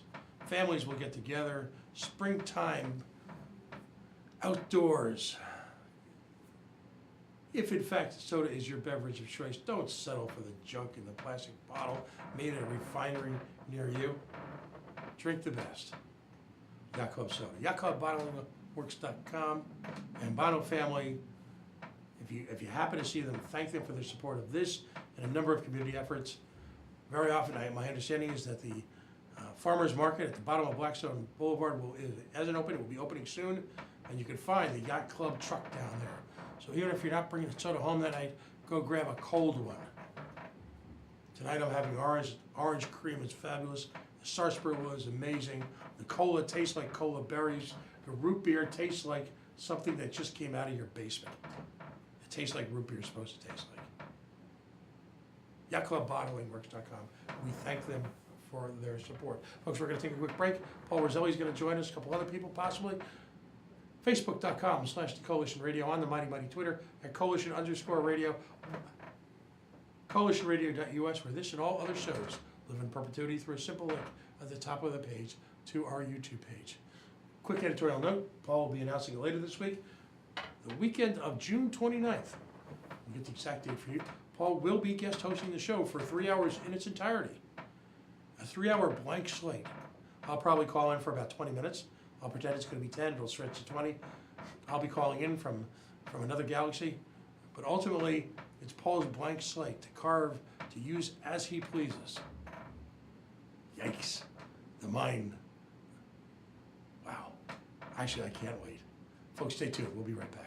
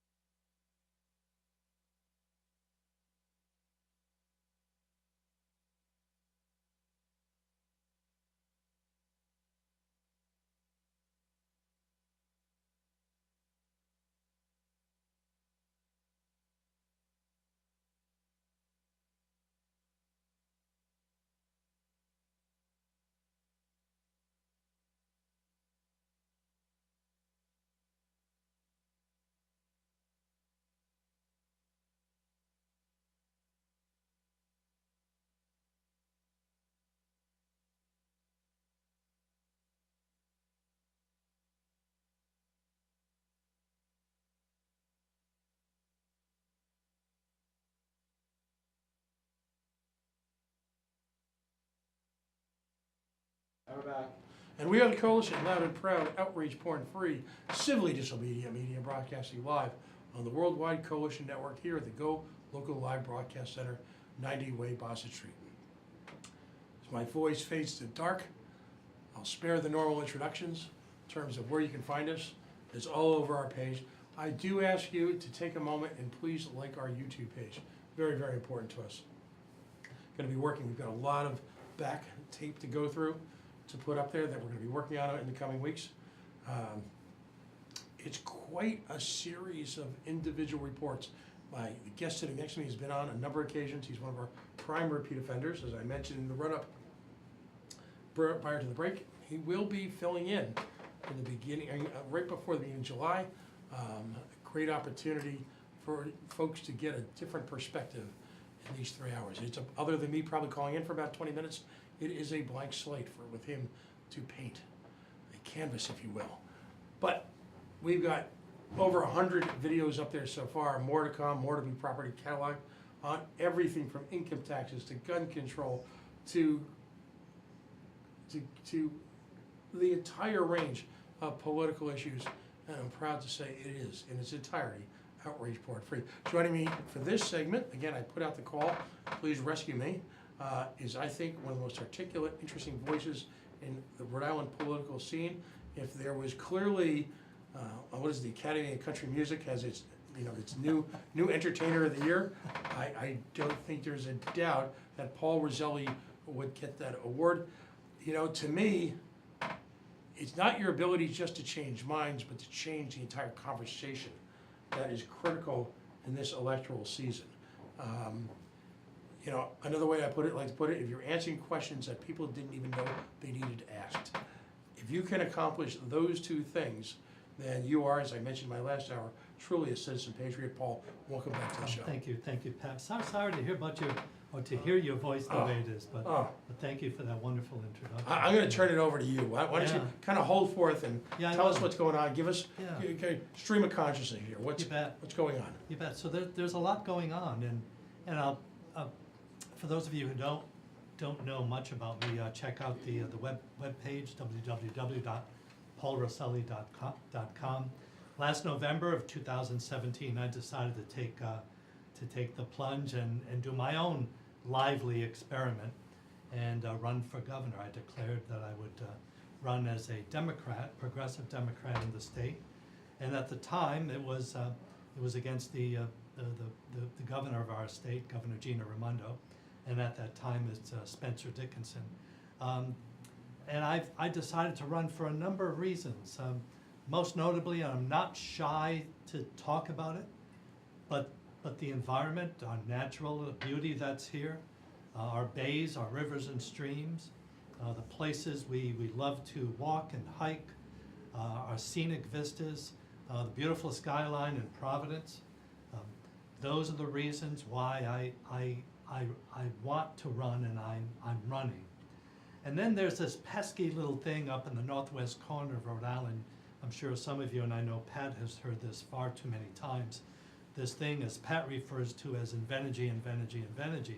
It's about the power plant, this $1 billion, 1 gigawatt fracked gas power plant proposed for the middle of the woods in the northwest corner of Rhode Island. And in and of itself, that would have been enough for anyone to run for office. And then sometime around September, October of last year, 2017, our governor went to Chicago to take part in a fundraising event. And during that fundraising event, she accepted a lot of money from a lot of employees at this company called Invenergy. Invenergy is the company that is proposing this power plant in the middle of the woods in northwestern Rhode Island. And more specifically, our governor accepted 2 checks from Michael Pawsox, who is the executive director, the CEO of Invenergy, this Chicago-based company proposing this power plant. At that point, I had enough. And I had enough so that I would throw my hat in the ring and go run for governor. Since that time, the governor's race has certainly heated up. I think we've gone from about 5 or 6 potential candidates to today it's hovering around 9, 8 or 9, perhaps 10. And those 2 newer arrivals since then, or 3 new arrivals, are Luis Daniel Munoz, Matt Brown, and I can't remember the last guy's name. Isn't that awful? Anyway, that other person. Mr. Ferrucci, I think you meant. Well, no, I'm thinking of former governor and Senator Chafee, who might throw his hat into the ring too. Although a few days ago he said it was less likely than it was just a few months ago. I think you had something to do with that, though. I sure hope so. So the race is heated. It's in full swing for anybody who's been anywhere, looked at any publication, who's checked their Facebook account, Twitter feeds, or who's just gone to the local coffee shop. If I'm not there, somebody else is, and we're all out there not only doing canvassing and polling, but trying to get the message out. My message is exactly where I began. My message today is exactly where I began. It's jobs in the economy. It's jobs in the economy, and you may be thinking, well, wait a minute, I thought it was the environment and this frack gas power plant. For 3 years, since August 1st, 2015, the Public Utilities Commission, Conservation Law Foundation, attorneys all throughout the state, consultants, and millions of dollars of expenditure by this company from Chicago, have all focused on spending an enormous amount of money. And the only people who've been employed in those 3 years are attorneys and consultants. Not one laborer, not one software engineer, not one welder, not anybody connected with an actual, attorneys and consultants, but nobody who's working in the labor industry or the software industry has been employed in those 3 years. Can you imagine if our governor, on August 1st, 2015, instead of our governor saying, we will do everything we can to support you in Venergy in your quest to do business here. Imagine if our governor said, no, never mind.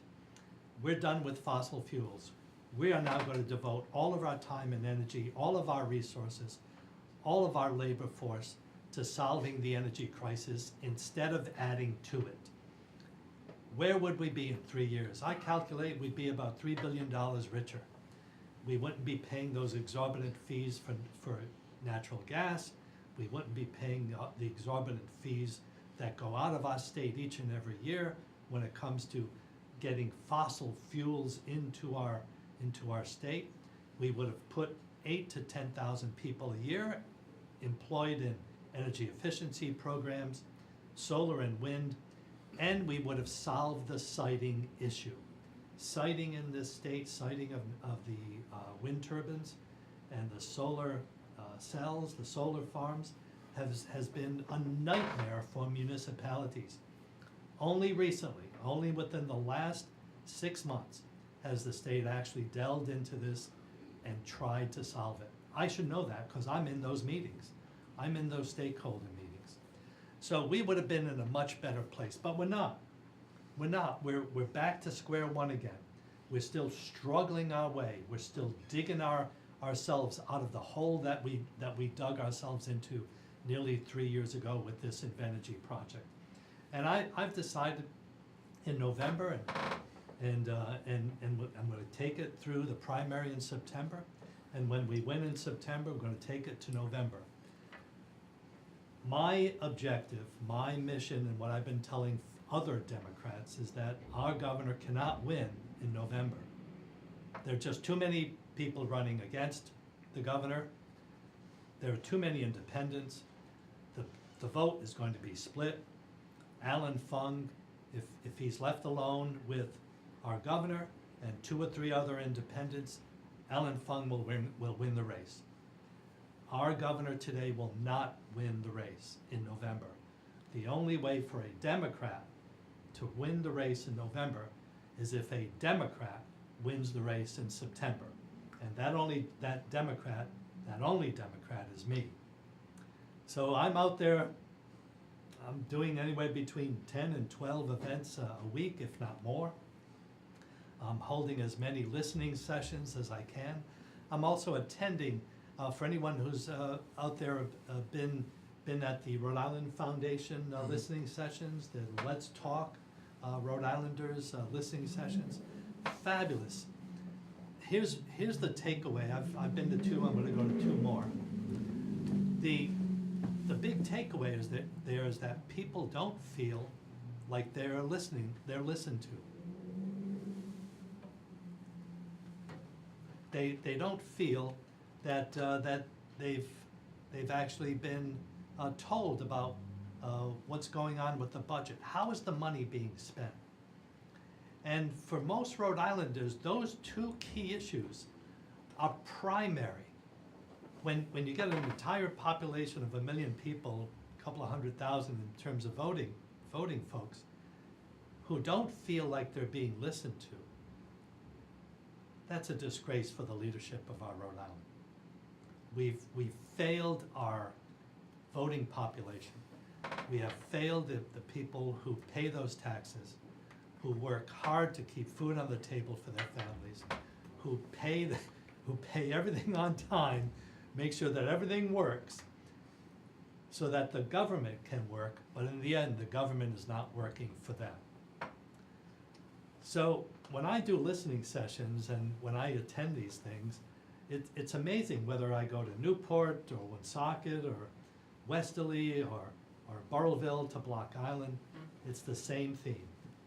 People don't feel like they're being listened to. So that's why I'm out there.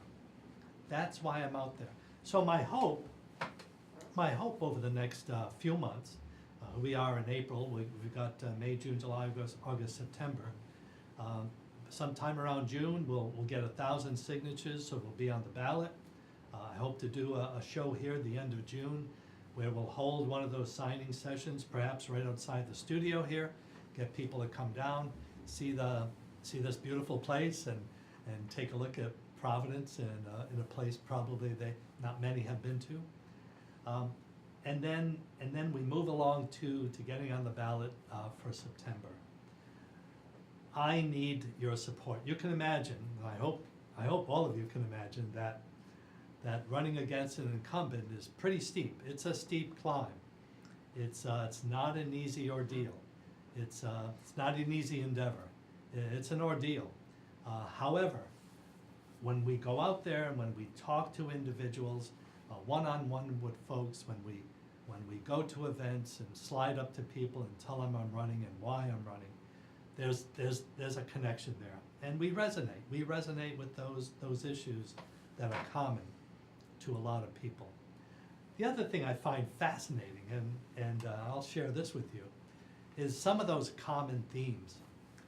You would think that jobs in the economy is number one, and for the most part it is. But right behind, or maybe even just slightly above jobs in the economy of what people are interested in, is our beautiful state, is our scenic vistas, is our bay, is our beaches.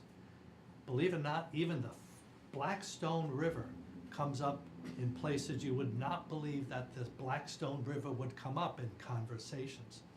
Not only along Pawtucket and Cumberland and North Smithfield and those areas in Woonsocket, but places like Foster, Narragansett, Westerly, Newport, because that Blackstone River, the water within that river feeds the bay. And when the Blackstone River is healthy, so is the bay. And the bay not only feeds, but entertains millions of people who come here annually to our oceans, to our areas on our islands and our beaches. So those are the common themes that seem to permeate throughout Rhode Island. And last, and certainly not least, is our small business culture.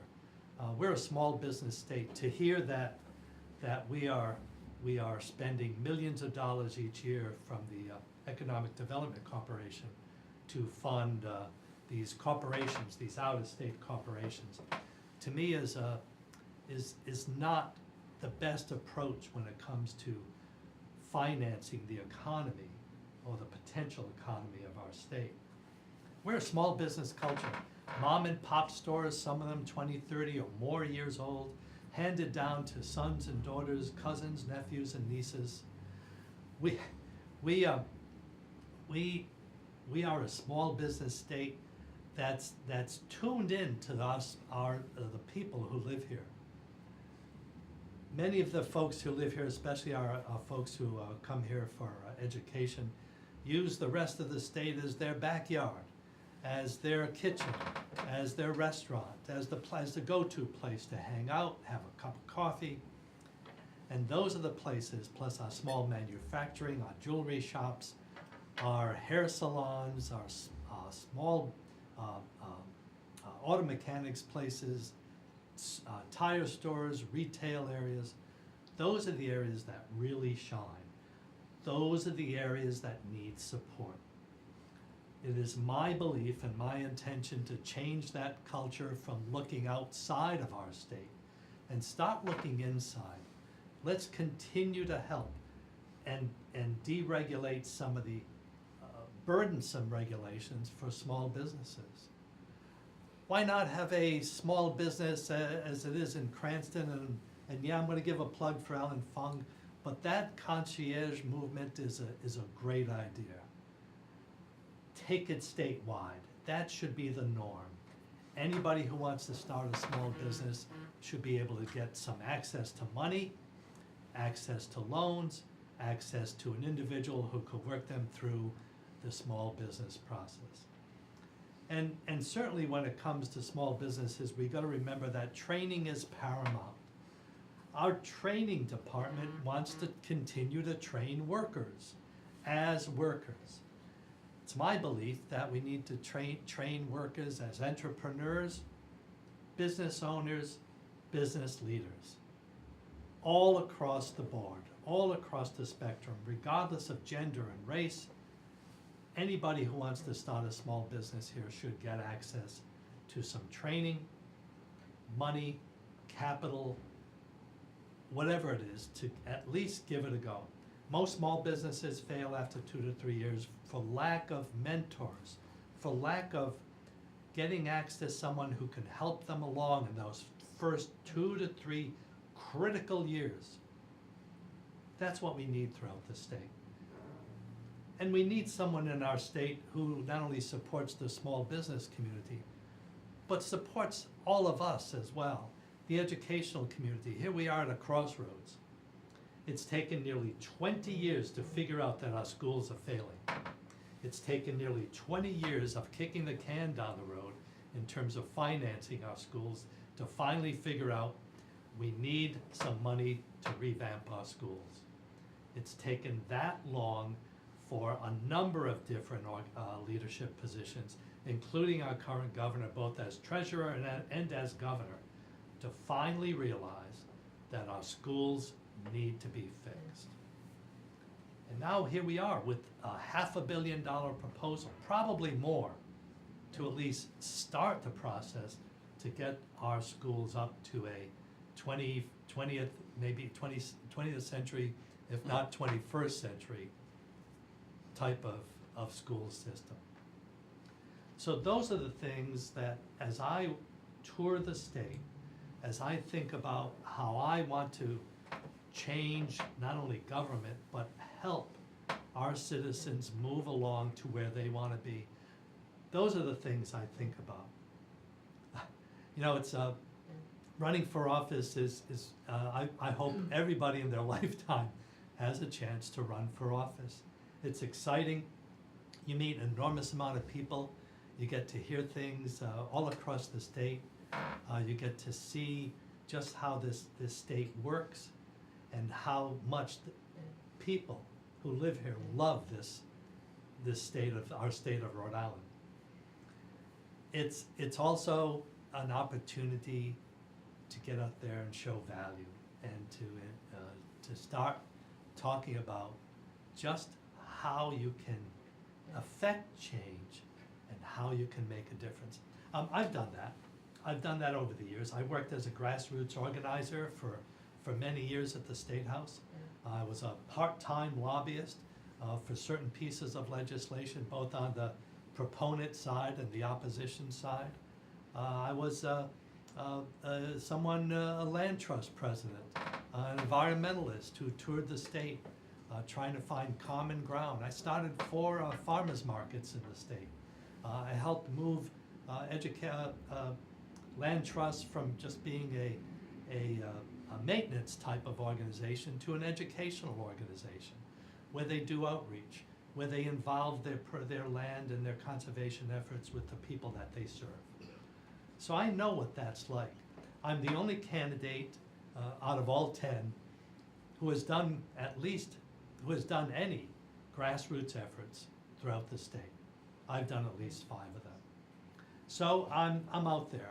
I'm out there now. It's April. We've got a few more months before the declaration period takes place, and we go after those 1,000 signatures that we need to get on the ballot. I need your support. I need the support of everybody who's listening, and also need the support of everybody out there who gets onto the website. Take a look at the website. My platform is out there. There are a few other things that will be on the website soon. We're also looking for volunteers. Volunteers are crucial, and we're also looking for financial support. But what I hope I get out of this is all of you who look at me as your voice, because that's where I want to be. In the end of all this, I want to continue to be your voice in state government. And that's where I'm at. Excellent. An observation and a question. Yeah. A few weeks ago, he who shall not be named, our president, or the individual masquerading as someone who obviously, for whatever reason, was given the keys to the building that houses the presidency, he decided that he was going to propose drilling, I guess, at some level offshore here in Rhode. And our governor at the time, she rightfully jumped in and said that simply wasn't going to happen. Now, Right. juxtapose that for a second with her decision and her quote-unquote let the process work, trust the process, in Burrowville. My observation is that her environmental sensibilities are entirely politically motivated. If the folks at Invenergy had simultaneously said, let's drill in Narragansett Bay, here's a couple $1,000, I wonder if it wasn't Donald Trump, if she would have been so overtly opposed. Yeah, and we can't forget the LNG facility in Providence at Fields Point, because in that case, our governor changed the playing field. Our governor removed purposely, as I feel, and a lot of other people feel, 3 members of the Coastal Resource Management Council, and put on people who we all believe would vote in favor of the liquid natural gas, liquefaction of natural gas facility at Fields Point in Providence. What's very sad about that situation in Fields Point is that it's a concentration of risk. No other place in the world, and many states too, have decided that a concentration of risk, where you have oil tanks, natural gas tanks, a train depot, hospital, school systems, residents, one of the busiest corridors, transportation corridors in all of New England. That's I-95 going through Providence, where there are 10,000 vehicles that go through there sometimes a minute during rush hour. If you're one of those 10,000. There's no other place on this earth that would put that much concentration of risk, hazards, sacrifice zones in terms of the pollution, the potential risk for explosion, leaks in terms of the methane gas. No other place. However, somewhere along the line, our state and our leadership has decided that that's the place. We're gonna sacrifice that place. All the risk that we have in terms of potential degradation to our environment, death and destruction that might come from any type of leak or explosion, we're gonna put that all in one place, and we'll put it next to a hospital, and we'll put it next to an I-95 corridor. So yeah, you're absolutely right. You know, there seems to be a disconnect between a governor saying, we don't like the idea of offshore drilling because it has potential for damaging our environment. Yet, two other places, the one in Burrillville, northwest corner of Rhode Island, and the LNG facility in Providence, not only has the potential, but has the extreme potential of damaging an enormous amount of environment that's, in the case of the northwest corner of Rhode Island, is not damaged. That should be a risk-free zone. And there's no point in putting more risk, more concentration of hazardous materials and potential for risk and explosions and everything else in the middle of a port, a heavy port with lots of recreation, hotels, and a few hospitals and a I-95 corridor with 10,000 cars on the road every once in a while. So yeah, you're absolutely right. There is a disconnect. It should be, and if I were there, if I were a governor at that point, there's no difference. There would be no difference between the offshore drilling and the LNG facility and the Burrillville power plant. And no more, and there wouldn't be any difference in the pipelines that feed all of those structures. This is gonna be our end, and this is gonna be the end game.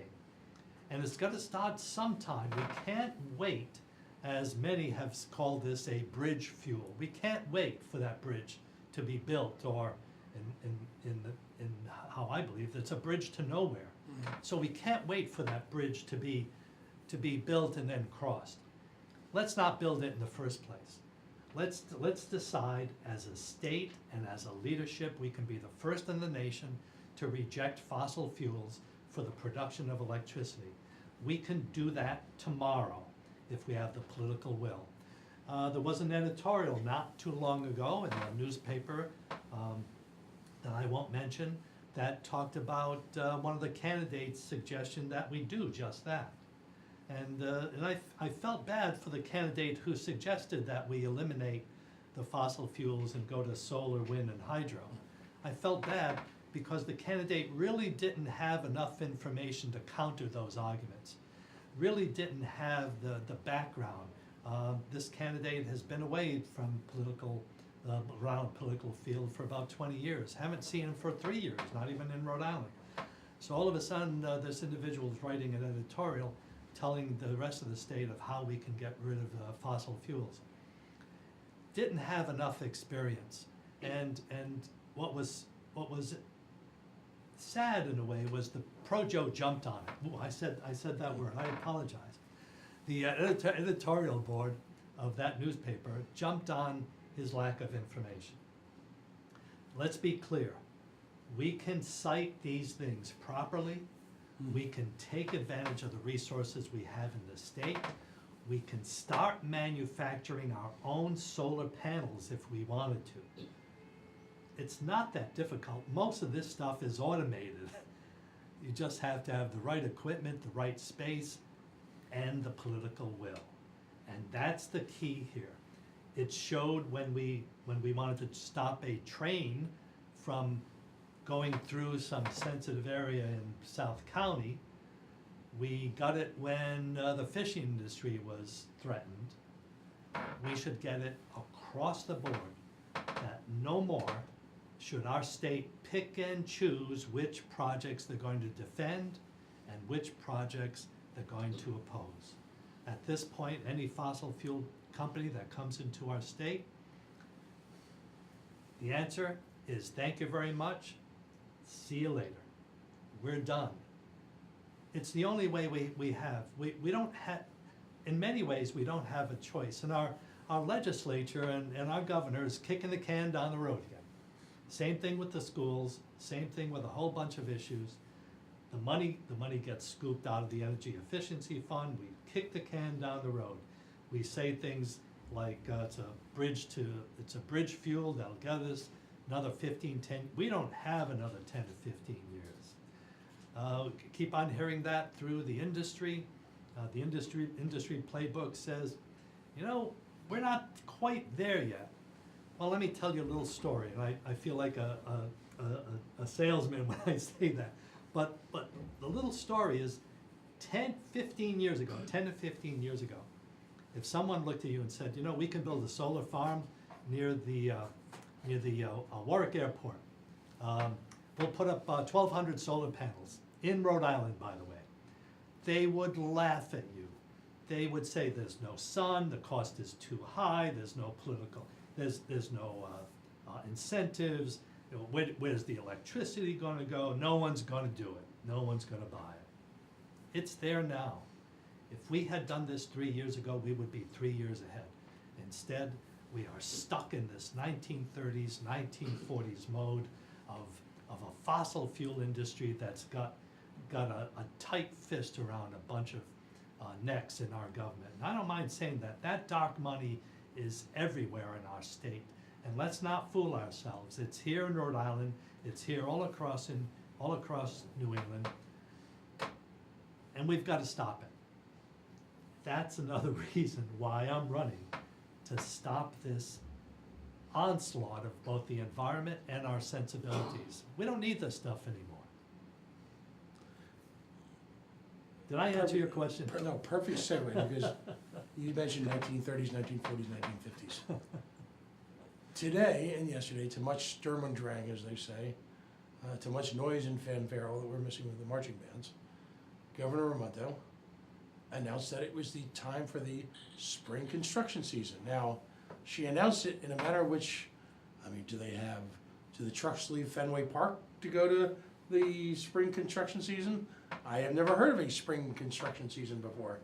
No one else has, but their cadre, their horde, their legion, if you will, of marketing/communication types, clearly in a highly orchestrated event, and all that was missing behind my words not yours, behind the arms and legs of our DOT commissioner was the marionette with Gina Orlando in the background, and the immortal words, "I could be a real boy too." Sorry.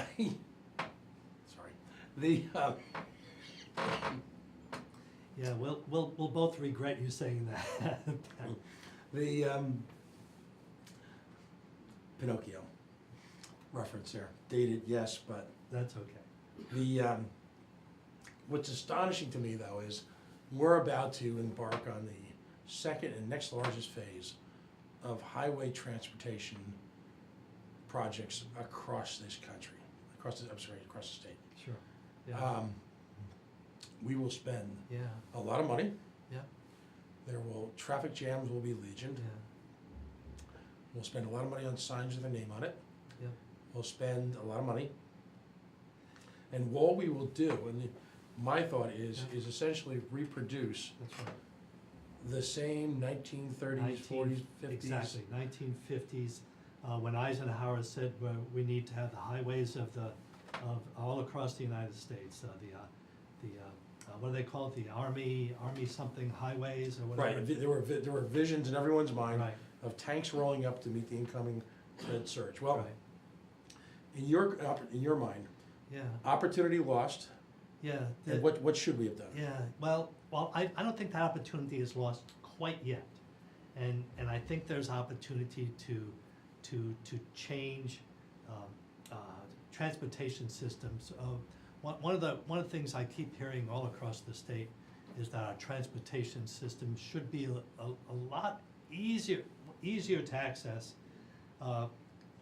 Not always come to Providence. So if someone from Eastern Cranston wants to go to Western Cranston, they have to come to Providence for half an hour, and then they have to go half an hour to Western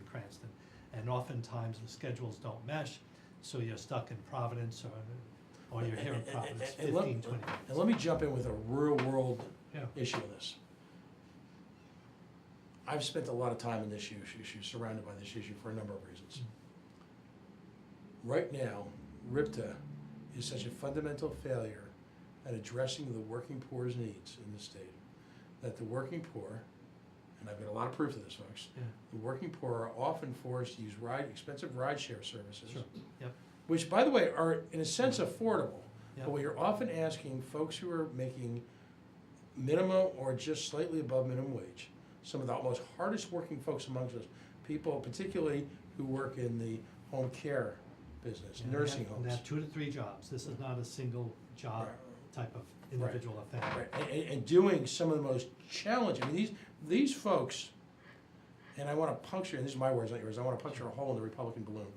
These folks are subsistence living on 2 to 3 brutal part-time jobs minus benefits.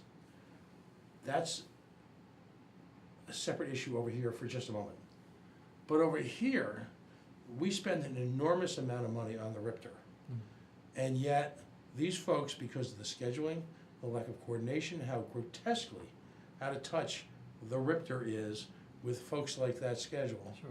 These folks are spending, often on a daily basis, 15 to 20% of their actual pay simply getting to these brutal underpaid jobs. So let's talk about some solutions, because at some point you're beating it down so much. Oh, so am I.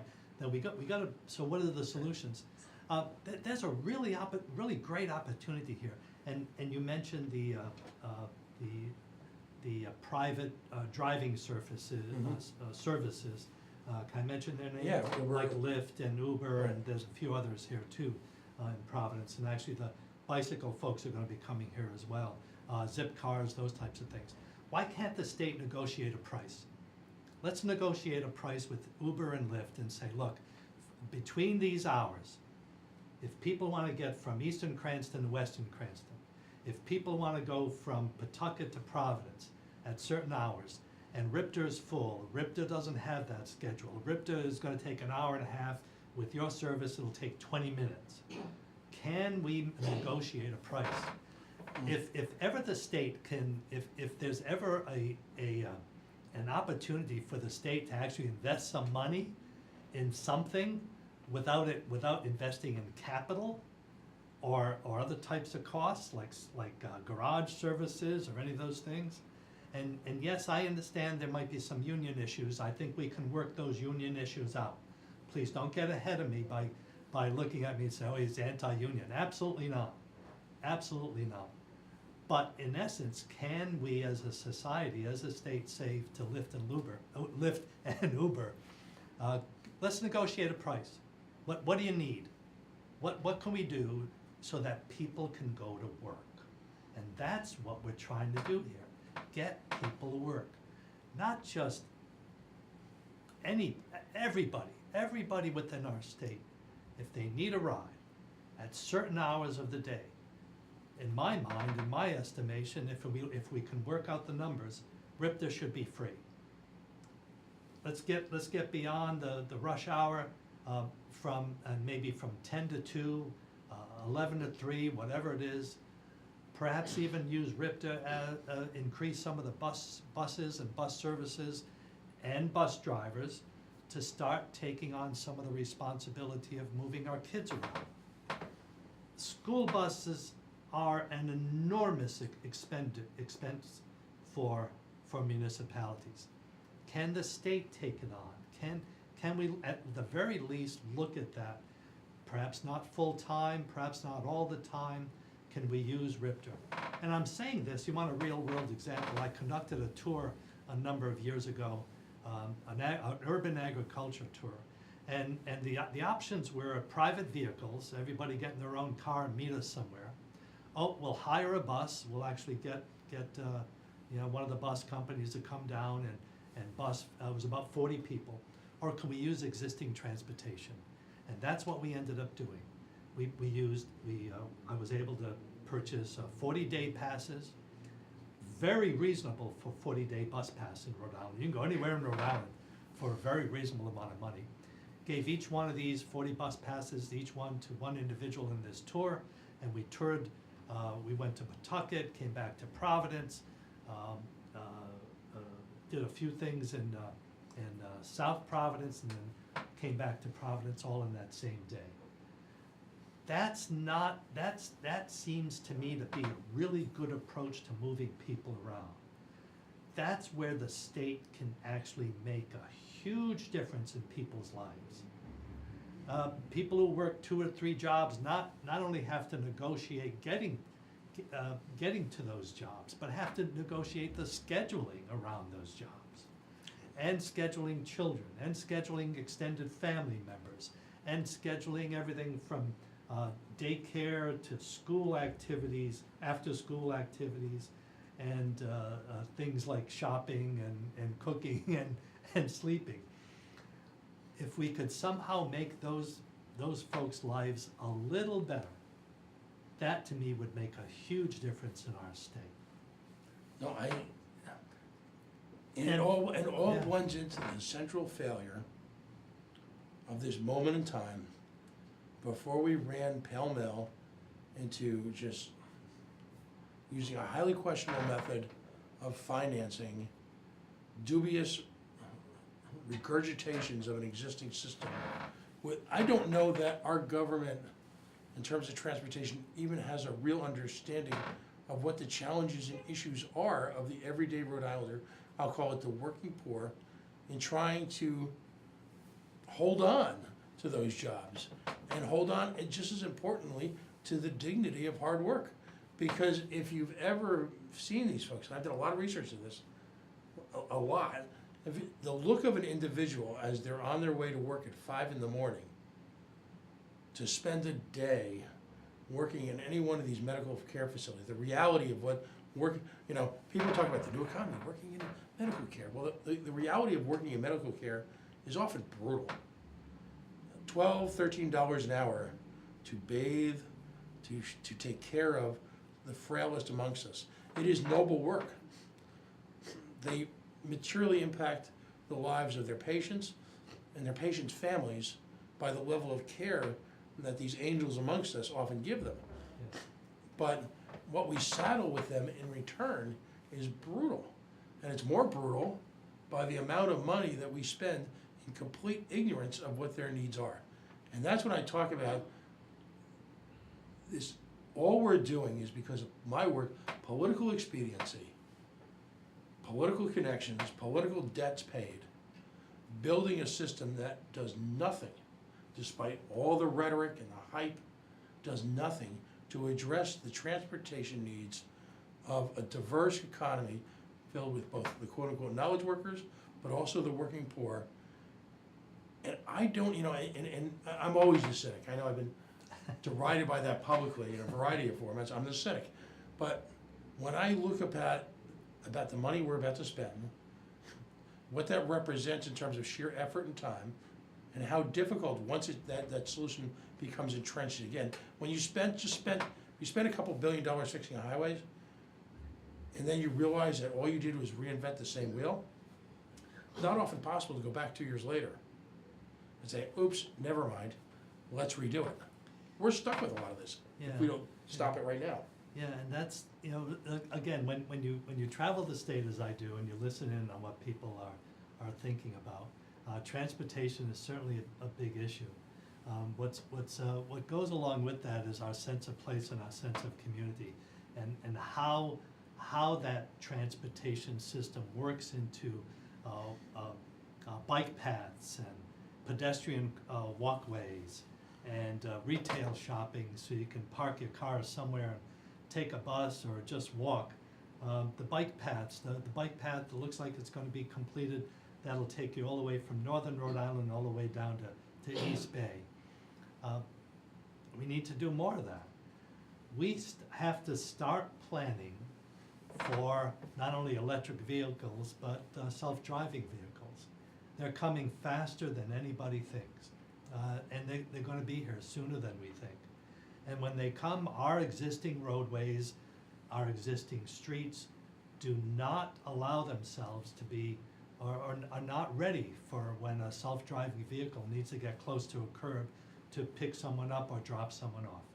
They're not ready for that. So we have an opportunity here, and I disagree with you. I don't want to be a cynic. I think the other thing I hear when I travel across the state is this feeling that if we set our mind to it, because of Rhode Island's size, we can do whatever it is we want. We can do this. Right. So if it's fixing the 610 corridor, and I know that's a pet peeve. Well, of but yours. I'm gonna jump in. I'm gonna ask you, if elected governor, when elected governor, if you will put the 610 corridor, where it represents a disproportionate share of the money, and could have been, you've got communities on both sides which are broken in terms of economics, could have been. Let's go back to the design phase of this. Right. Let's get people involved. Exactly. Let's get rid of the architects and the DOT people just for like maybe 6 months or so, and get a whole bunch of people around and say, design it. You guys figure it out. Blank slate. Yeah, it's a blank slate. Figure it out. And then we'll bring the DOT people in to figure out how to do it instead of recommending how it should be done. Exactly. So, and I travel this 610 corridor a lot because in my Oof. travels I end up in Providence and I want to go home to the northwest corner of Rhode Island, and I end up on the 610, that monstrous, ridiculous road that goes from what is it, Broad Street or Broadway, over the cliffs. Braveheart meets Mad Max, okay? It's a white knuckle ride, and then you make that left turn because you got to get in the right hand lane, but you're making a left turn because you don't want to get hit by the people who are coming up Valley Street, who are going to hit you on Broadside on the right hand side, and then you got to get in the right hand lane to get to 295. It's a white knuckle ride. Blank slate. If elected, I'll tell you right now, Pat, and I know this will please you. If I'm elected governor, when I'm elected governor, priority number one, that is gone. We've got such an opportunity to create some really nice pedestrian corridors, bike paths, walkable roads. You know, so the major portion of the road is not devoted to cars, but is devoted to people instead. That, if we start to think about those things in a holistic way, we can look at our communities now as a community instead of just a place to go back and go to sleep. That sense of place is what I grew up in. I grew up not too far from here in the north end of Providence on Charles Street, Branch Avenue area. The roads were narrow, sometimes they were one way, sometimes God loved the Providence city planners, that same road went two ways. Oh my goodness. Very narrow roads in the north end of Providence. They were all designed during the colonial days, and it's something that forced us to get out and walk. Mm-hmm. We had to, as kids, as teenagers, as adults, had to get out of the house. Why drive? What's the point? It would have taken us half an hour to drive, a 10-minute walk. Right. So we got out, we walked. Those are the types of communities we got to get back to. And I'm all in favor of cities. I love downtown Providence, love our foodie culture. We were just down the road here going to a restaurant down there, beautiful restaurant, beautiful location. The owner has got style, grace. You can mention. You went to Cersei. Yeah, Cersei right down the road here. Fabulous place, great decor, and the food was out of sight. What more do you want? A great place to hang out, great place to do a little campaigning. Thank goodness they didn't throw me out, but we did a little campaigning there. So those are the things that when I look at transportation, those to me are opportunities. We can be the first in the nation to provide for electric vehicles and self-driving vehicles. We can be the first in the nation to design motors, electric motors for ferries that take people from the East Bay to Providence all year round. We can be the first in the nation to finally put a transportation system in that could be individual, on time, and available when you need it. That to me is the ideal transportation system. Right now we call them individual cars, but imagine if we were just combining those trips, using RIPTA buses, in coordination with smaller vehicles, private enterprise, coordinating all of our efforts to make sure people get what they need. That's the ultimate goal here. It's not for the corporations. It's not for the giveaway programs. It's not for those efforts that bring corporations in for 2 to 3 years. We don't know where the money goes. We don't know the economic impact. And then after 2 to 3 years, they pack up and they leave. That's not what we're here for. We're here for the people of our state, and I'm the one to do it. Excellent. Excellent. Yeah, you brought some friends with you. Do you want to invite them? I did, yeah, I'll go get one of them. Yeah. In fact, why don't you, I'm gonna take a little break. You gonna take a break? Break? Well, actually, we'll keep the cameras rolling. Bring her in and we'll do a little segue. Yeah, come on, we'll talk about moms. Wanna talk about moms? Yeah, of course. Lovely. Hi, I'm Pat. How you doing? Nice to meet you. Paul, why don't you two have a seat? I would have dressed up if No, no. no, No, you're fine. Yeah, have a Okay. seat. Yeah, you're You fine. guys chat. Yeah, we'll chat. Oh, And then I'll okay, see you cool. before the end of the Be- show. It'll just be you and I, Okay, yeah. let's talk about moms. Well, why don't you Let's introduce talk yourself? about the neighborhood cleanup. Well, we're on air now, so whatever we're Oh. talking about is on. That's okay. So Okay. tell everybody who you are. Yeah. Yeah, sit down. Sit Okay. down. Yeah, face that way.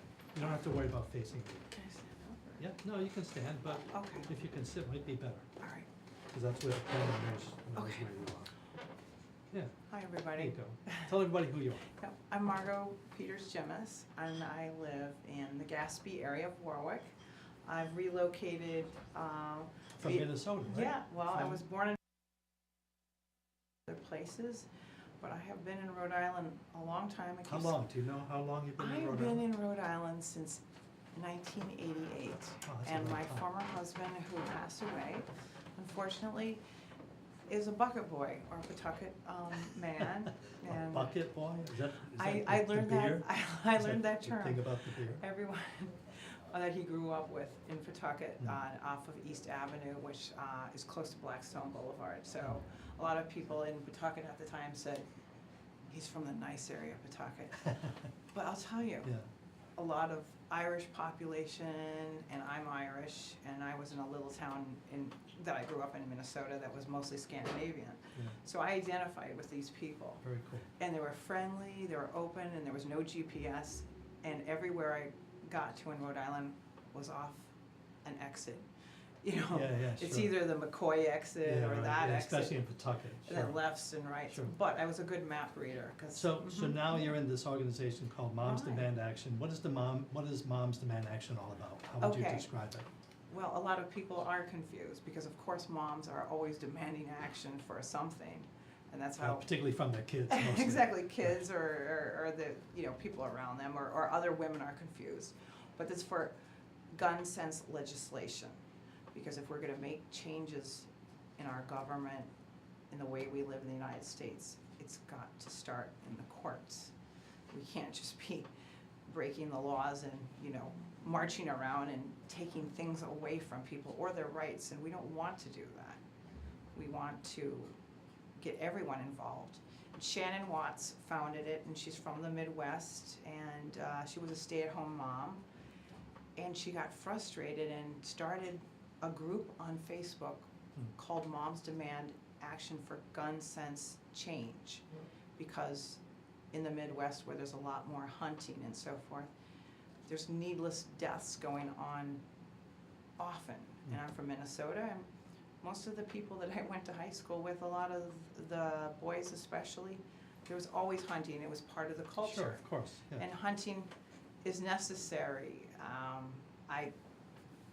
But anyone who's a hunter, you should have a rifle or a shotgun, and you should be able to take the deer down, or the quail, or the wild turkey, elk. I've eaten all of those things within 3 shots. And if you can't do it, then you should be practicing more at a range or in a safe place with a shotgun, So Moms. not with a bump stock. So Moms Demand Action is in Rhode Island. Yes, we So have when- groups when- everywhere, we're doing incredible So things. talk a little bit about Yeah, the, sure. the group in Rhode Island. How Yeah. many are you and who are they, where they're from? You know, after some of the legislation we passed in Rhode Island, the numbers in the United States, because we have chapters in like almost every state, and we're growing every day, the momentum is increasing. After some of the legislation that we got passed in Rhode Island with the red flag law, which just got passed in the House, and it's 4 years of work. Is that how long it took to get Yes, that legislation yes. through the governor? Yes, well, the House, Senate. governor only got on board recently. I'm talking when, I'm not gonna give a specific date or anything, but for 4 years, at least, I don't have exact dates. It's been our chapter in Rhode Island, which was started by 2 friends from Barrington. And one's an educator, Amy Herlihy, and the other person is Jennifer Ann Smith, or also known as Jennifer Moylan. And they've worked unpaid, endless hours, just like you, Paul, because they care about Barrington High School, they care about Rhode Island.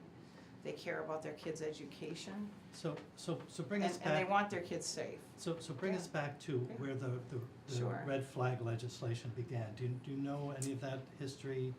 Well, it got passed in other states around us, Hmm. in New England, and it was happening in other places, but we were frustrated here in Rhode Island.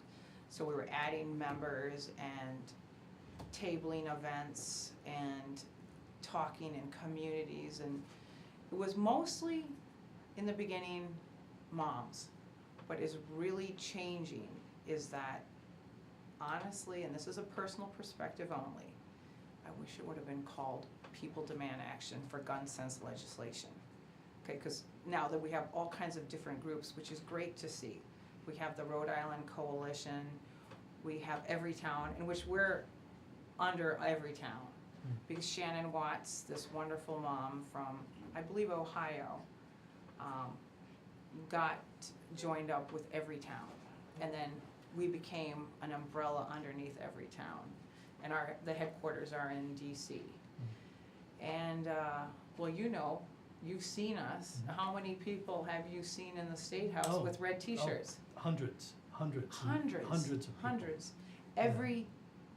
I hope at this point, every town in Rhode Island, I believe there's about 39 towns, including Block Island, which is New Shoreham, Yeah. has a group, has a member, and if there's one person in that town, then, they're reaching out to neighbors or people at a school committee and in their town, and we're getting a lot more men involved, because face it, in the numbers, with the suicide numbers and hunting, statistically, a lot of the deaths involved in the United States involve men. Minorities, white, doesn't really matter. It's just, we want to be safe in our own country.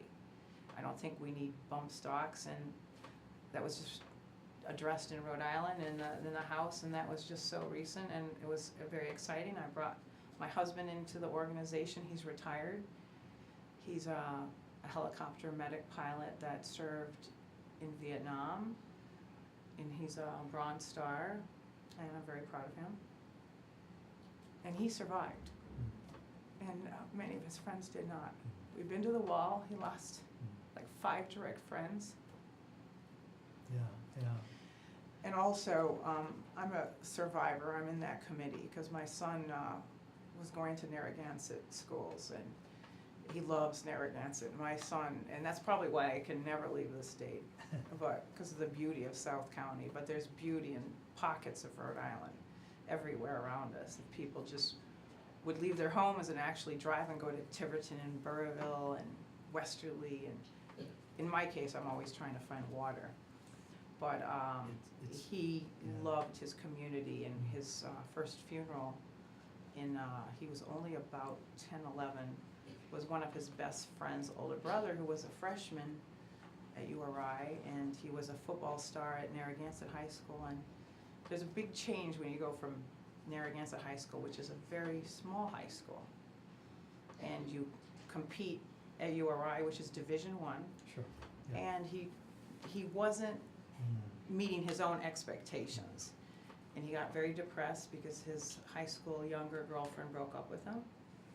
And he accessed his grandfather's service revolver. And he went to his mom's house, and she's a friend of mine. Her name is Rhonda. And unfortunately, she was on a cruise, and the grandfather was supposed to be watching her, but you know, he was a freshman in college. Sure, You sure. don't watch these kids. Yeah, They're yeah. independent. It's not expected, sure. And unfortunately, he died. Yeah, He did those- commit suicide. Terrible story. Yeah. And you were at one of the demonstrations at the State House. Yeah. And the stories March for Our the Lives. stories that we heard were also incredible stories. It's just, And uh-huh. so all those stories help. My feeling is your work, Moms Demand Action, all help to push that red flag legislation Yes. through. So take us through that Sure. that moment. So there was Senate It's a hearings. Thanks. Yeah. So how did that, what did that feel like to actually, I think 4 years in the works? And and honestly, personally, I was myself feeling a little bit of guilt because I signed on like 4 years ago, and the thing about Moms Demand Action is they're not asking you for money, they're asking you for your support and to get involved. And for a lot of moms that are on a budget, that are at home, or a father who's unemployed or whatever the situation is, money is critical. And sometimes you sign on to volunteer groups and you're asked, whether it's a church or some other group, you're asked for a percentage or some kind of money. Moms is about common sense gun legislation, about do you agree with this? Do you think things need to change with gun laws in our country? And I think people overwhelmingly were like, yes, of course, it's common sense, but is it being done? So I signed on for the first event, which was incredibly powerful and professional, was at Providence College. And it was on a Sunday, and often events are on the weekend. We use volunteer space, whether it's a restaurant, a library, a college, and it will continue. And we had speakers that are brought in, whether at the time some are local, some are from other states. They travel in on their own, unpaid, completely unpaid, and they talk about their experiences. And it's emotional, it's sad, it's draining, but it's catharsis for other moms that are there, that sons or daughters are talking years later in counseling. What happened? I was only 10. Why didn't I go? Or what happened at that funeral, and what was that about? And now you're having to relive Sure. a PTSD moment. Yeah. And I already have a husband with PTSD, you know what I mean? Yeah. And it's like, wow. I mean, he was so young, but that's the nice thing about Rhode Island. It's such a small state, and it's a beautiful small high school in Narragansett.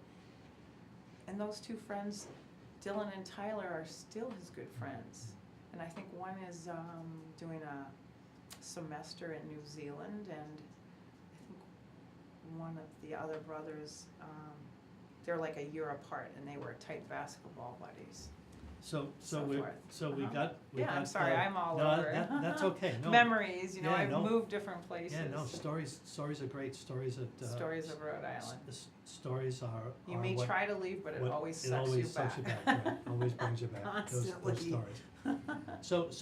So Moms Demand Action got the piece of legislation. They really did. Yes. It was their work. Yes. It was their persistence. Thank you. The Senate and the legislature the House could not ignore you. No, Absolutely no. not. And for the first time, For the we were first time. up in the balcony without the NRA discouraging us. Right. Because we've had some terrible incidents where that we've had to was- call in the Capitol Police. So let's So, put It was great. let's paint this Yeah. picture. Up until that moment, up until the vote was taken Yeah. in the House, Mhm. if you went there during any one of the hearings, and I'm going to say this just the way I observed it, the ratio of gun owners to gun opponents, whatever that mix is, was at least 10 to 1. There was at least 10 individuals there who wanted to make sure that the Second Amendment and guns were not taken away. Yeah, absolutely. For every one person who was there Mhm. to support some type of sensible gun Right. legislation. Right. As a politician and someone observing how democracy works, Mm-hmm. that was amazing. Thank you. That was really amazing. Thank you.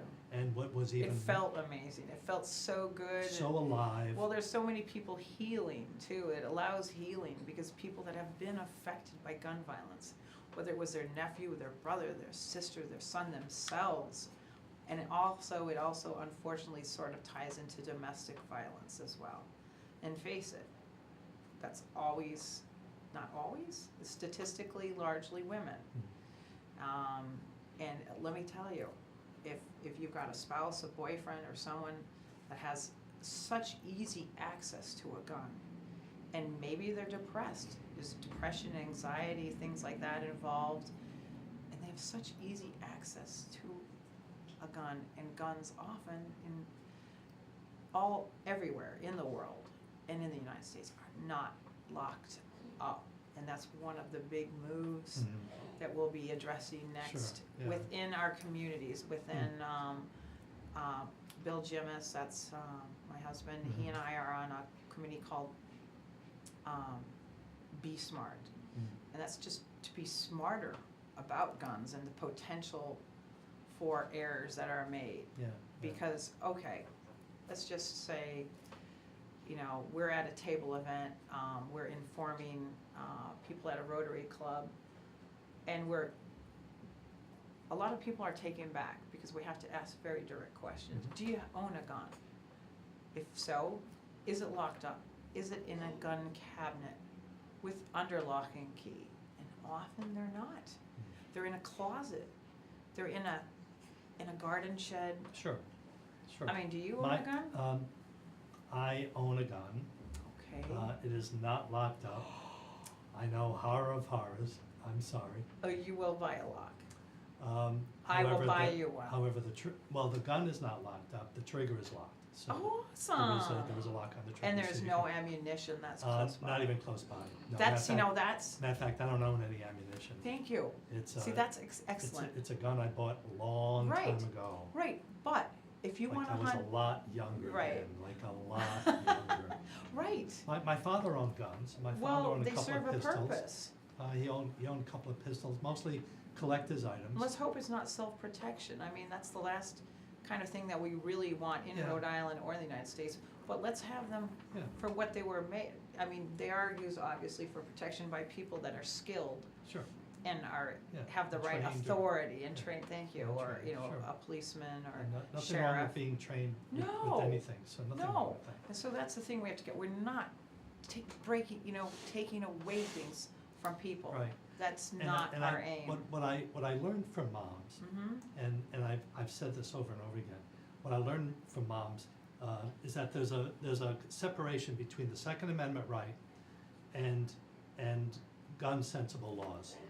The idea of Second Amendment right is a constitutional right. mm-hmm. You want to own a gun, you want to Right hold to a bear gun, arms, yeah. you want to take it out for hunting, you want to Mhm. look at it. It you also wanna- becomes a collector item. collector's Yeah, items, there I are know. investments out there. Well, no big deal. I collect stamps. That's great, that's I've noble. collected stamps since I was 4 years old, Wow. and I'm not 4 years old anymore. My son collects sneakers. That's a Not- big, that's not a quite big thing right now. Collecting, I don't Oh want. I don't my wanna hear. gosh. So anyway, so Yeah. there are all, so there are all of those, there are all Yeah. of those things. Yeah. So, and then there's the idea of somehow making sure that somewhere along the line, somebody says, you really can't own anything you want to own. You can't own a Oh. military style weapon. You Right. can't own something Well, that do you need shoots out. to? Or do you need to? Right. Some people will say, well, yes, I do need it for recreation or for whatever. Okay, wait. But- Let's- yeah. Mhm. But that's separate from this Right. Second Amendment issue. I'm a firm believer in the Second Amendment. I am too. I don't have any issues with the Second Yeah. Amendment. Those folks want to own guns, those folks, no Mhm. problem, Mhm. no problem. Right. But when the laws get confusing or not regulated, or when the laws, or when it's Right. unlawful to buy, Correct. or whatever it is, Mm-hmm. that's, to me, is a problem. Right. And that's what's being regulated here. Right. So you're in the, house. you're in the Yeah, gallery, yeah. you're in the gallery, balcony, right. you're in the balcony, Yeah. and pretty much, and I was there, you looked, and there was just a sea of red. Thank Just, you. just mom's demand. Really? Yeah, sea Oh, of that's red, there was great. nobody It's great to else. hear. I have no idea. Sea of red, Yeah. and you're all looking down, waiting for this vote. And I did a little bit of lobbying, some of the other Uh-huh. people who were there, Yeah. went to some of the senators. And it was hot up there, Some of too. the reps. We were as red as our shirts because of the heat. I went to 4 reps, my own and 3 others, I won't Thank name who you. they are. And Thank just you. asked them, you're welcome, asked Thank them, you so for what do you think doing- about for this? Are you gonna caring. vote yes or no? And Great. all of them said yeah, and Did they were they? both Republicans and Democrats. That's wonderful. And they all voted yes, you they know all what? voted in the It got affirmative to pass the voted bill. overwhelmingly in the House. I think And there were 2 or 3 Yep. that said no. yeah, one of the first speakers was a woman named Patricia Morgan, and she had a red pantsuit on, and her body language was very serious, and I believe she read off a script. I don't know if those were her words, but she spoke them. Well, if she said them, they're her words. Okay, well, it seemed like it was written by the NRA. Bill- She was the Bill one Clinton, person that, Both Ronald Reagan, Yeah. Bill Clinton, and President Obama used to say that when I deliver the words, no matter who wrote them, you own them, they're mine. right. And if I don't say them, then they're not mine. But once I Right. say them, they're mine. Well, So I mean, they own them. and I'm sure that you can go to a gun specialist and get this rifle checked out thoroughly and find out what ammunition, or maybe it's so old you might wanna just burn it. But the point is, do we need to hunt? I'm from Minnesota. Yeah, I mean, my family is lucky enough to own a lot of acreage on a large lake. There's a little town on each end, Glenwood and Starbuck, and we're really overrun with deer. And our golf course, they eat up the trees, and my family, my nephew hunts, but he's in Naples. Face it, it's cold. He's in Naples in the winter, in the off season. So we allow one neighbor who is works for IBM, and he's a bow and arrow expert. Hmm. He teaches. Hmm. He lives right next door, and we know him well, and we know that he's an expert and he knows what he does. And And he hunts. He And hunts with a on bow our and arrow. property Yeah. with our permission. I'm a land trust president. Which is great. The Burrillville Land Trust, which is a nonprofit private land trust in the town of Oh, Burrillville. Wow. We own 214 acres of land. That's We are minimal. overrun, I know. We are overrun by deer. Really? We are overrun, a lot of Right. the vegetation. We And don't, they're chewing up everything. we don't allow hunting on the property for a lot of Okay. reasons, Right. for a lot of Because reasons. it's hard to regulate. And Yeah. it's unbelievably Mhm. difficult to regulate.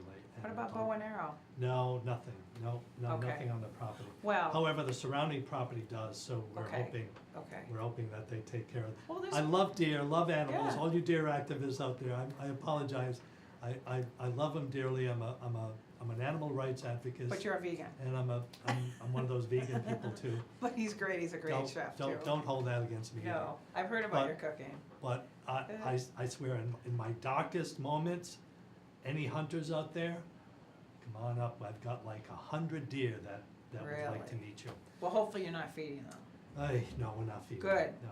So Good. the Yeah. vote took place. Yes, The yes. vote took place. The and red flag. The Yeah, red flag passed in the House. passed in the House. So where is it now? Well, you know what? I am not one of the leaders in Rhode Island. We're very involved. My husband and myself. We're on the Survivor Committee, and we're also on the Be Smart Committee. But as far as the Legislation Committee, that would be Jennifer Ann Smith, also known as Jennifer Moylan. Sure. She spent, it just amazes me how many hours she logs every day unpaid for this cause. Yeah. She's an activist, possibly a lobbyist, you might call her, but it's not about politicians, it's about the citizens of Rhode Island. It's to make our schools, our workplaces, our streets of Providence right here, whatever, wherever we are safe, that we can feel safe as citizens, and that we're hoping with the red flag not ball, I'm sorry, It's okay. flag bill Mm.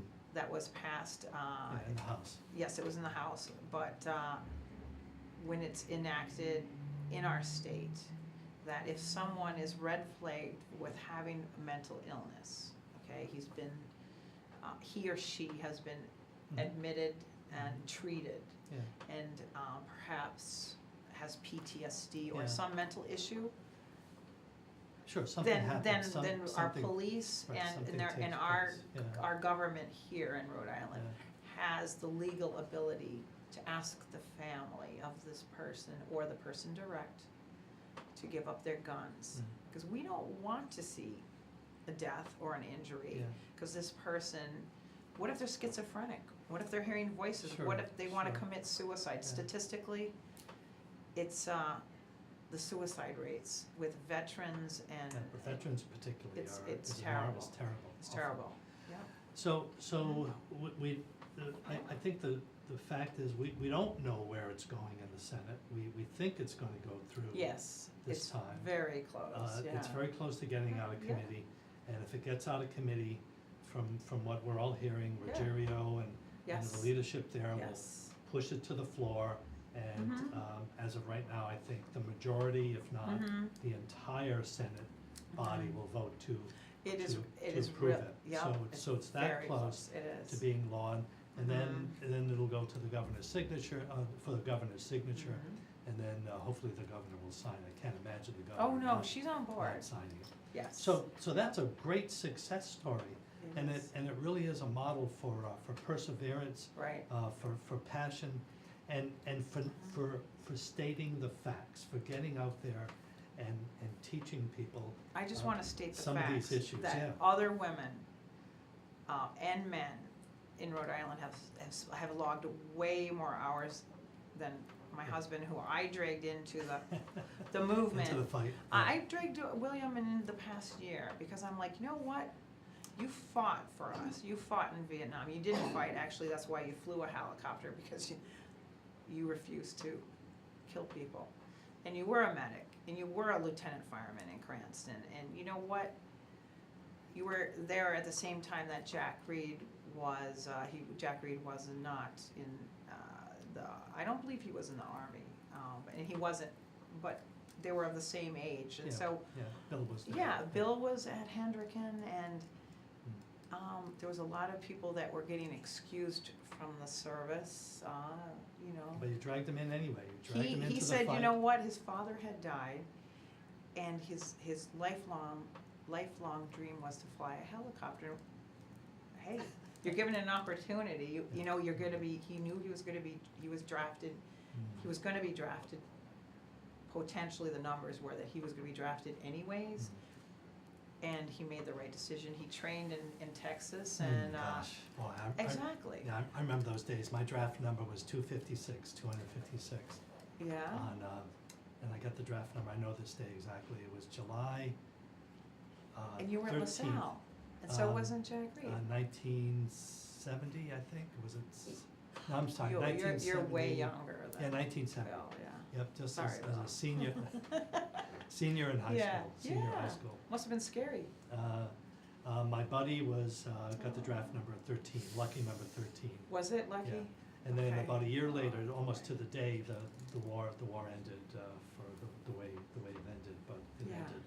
So neither of us Went. went. What yeah. were you thinking if you were gonna be drafted? You know, I don't know, and Right, that was there was some really heavy conversations with both parents and myself about that. Well, I'm glad they were Um, involved. My brother got into the military through the ROTC. Yeah, through which is the- a great program. Yeah, so he got Yeah. in through it that way. He never served outside of Rhode Island or outside of the state, Right. but Did ROTC help his education and yeah, further him? absolutely, all that stuff. yeah. ROTC is a great choice for And students. I was high school, you know, that age where you had to register, and then we registered. A bunch of us went down at the same time, did all that stuff, and then came back and waited around, listened to the radio as the draft numbers were pulled. I know, wow. And I can't even imagine now was Yeah. working for a paper company in Cranston. I think it was Coronet Thermographers or Thermogravers or Thermographers. And I was packing boxes and the radio was on announcing the draft numbers. And all of a sudden they said May 3rd, and I said, oh, God. That's like your birthday. It is my birthday. Oh, That's my it. gosh. Right, it's all birthdays. And then May 3rd, you know, 256. You were gonna be drafted on your birth, I can't even imagine what you were 256. feeling. See, So- I feel like almost guilt, cause I was so much younger, I'm sorry.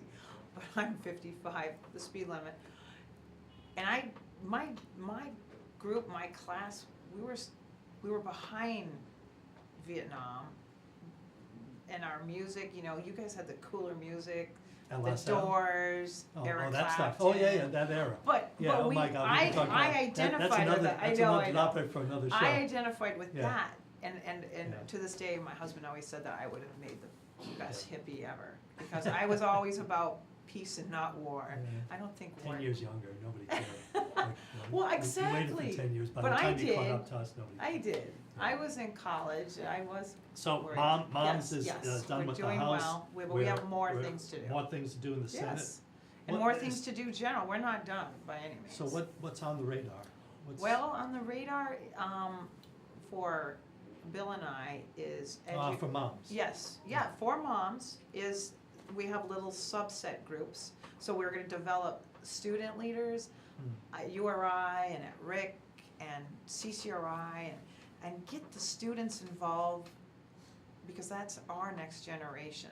And they, you know, we wanna preserve the safety in, you know, Rhode Island and across the United States. And really get them going and on education about guns at this point. Specifically, the next move, and I think we've already seen it in the press, is about concealed carry permits and so forth, the finer details. And you know what? I mean, Bernie Sanders, I'm a big Bernie fan. He really helped motivate people like me that weren't, I never considered myself political.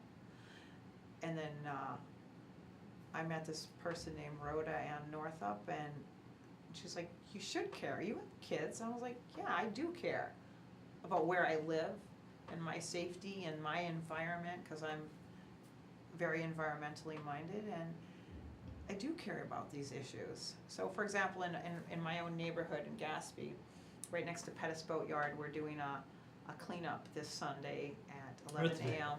Earth Day. This Sunday is Earth Day. That's right. We should spend a few minutes honoring Earth Day Yes. this Sunday. Yes. There are a lot of programs going on. Just clean during up in Sunday. your Just clean up. neighborhood.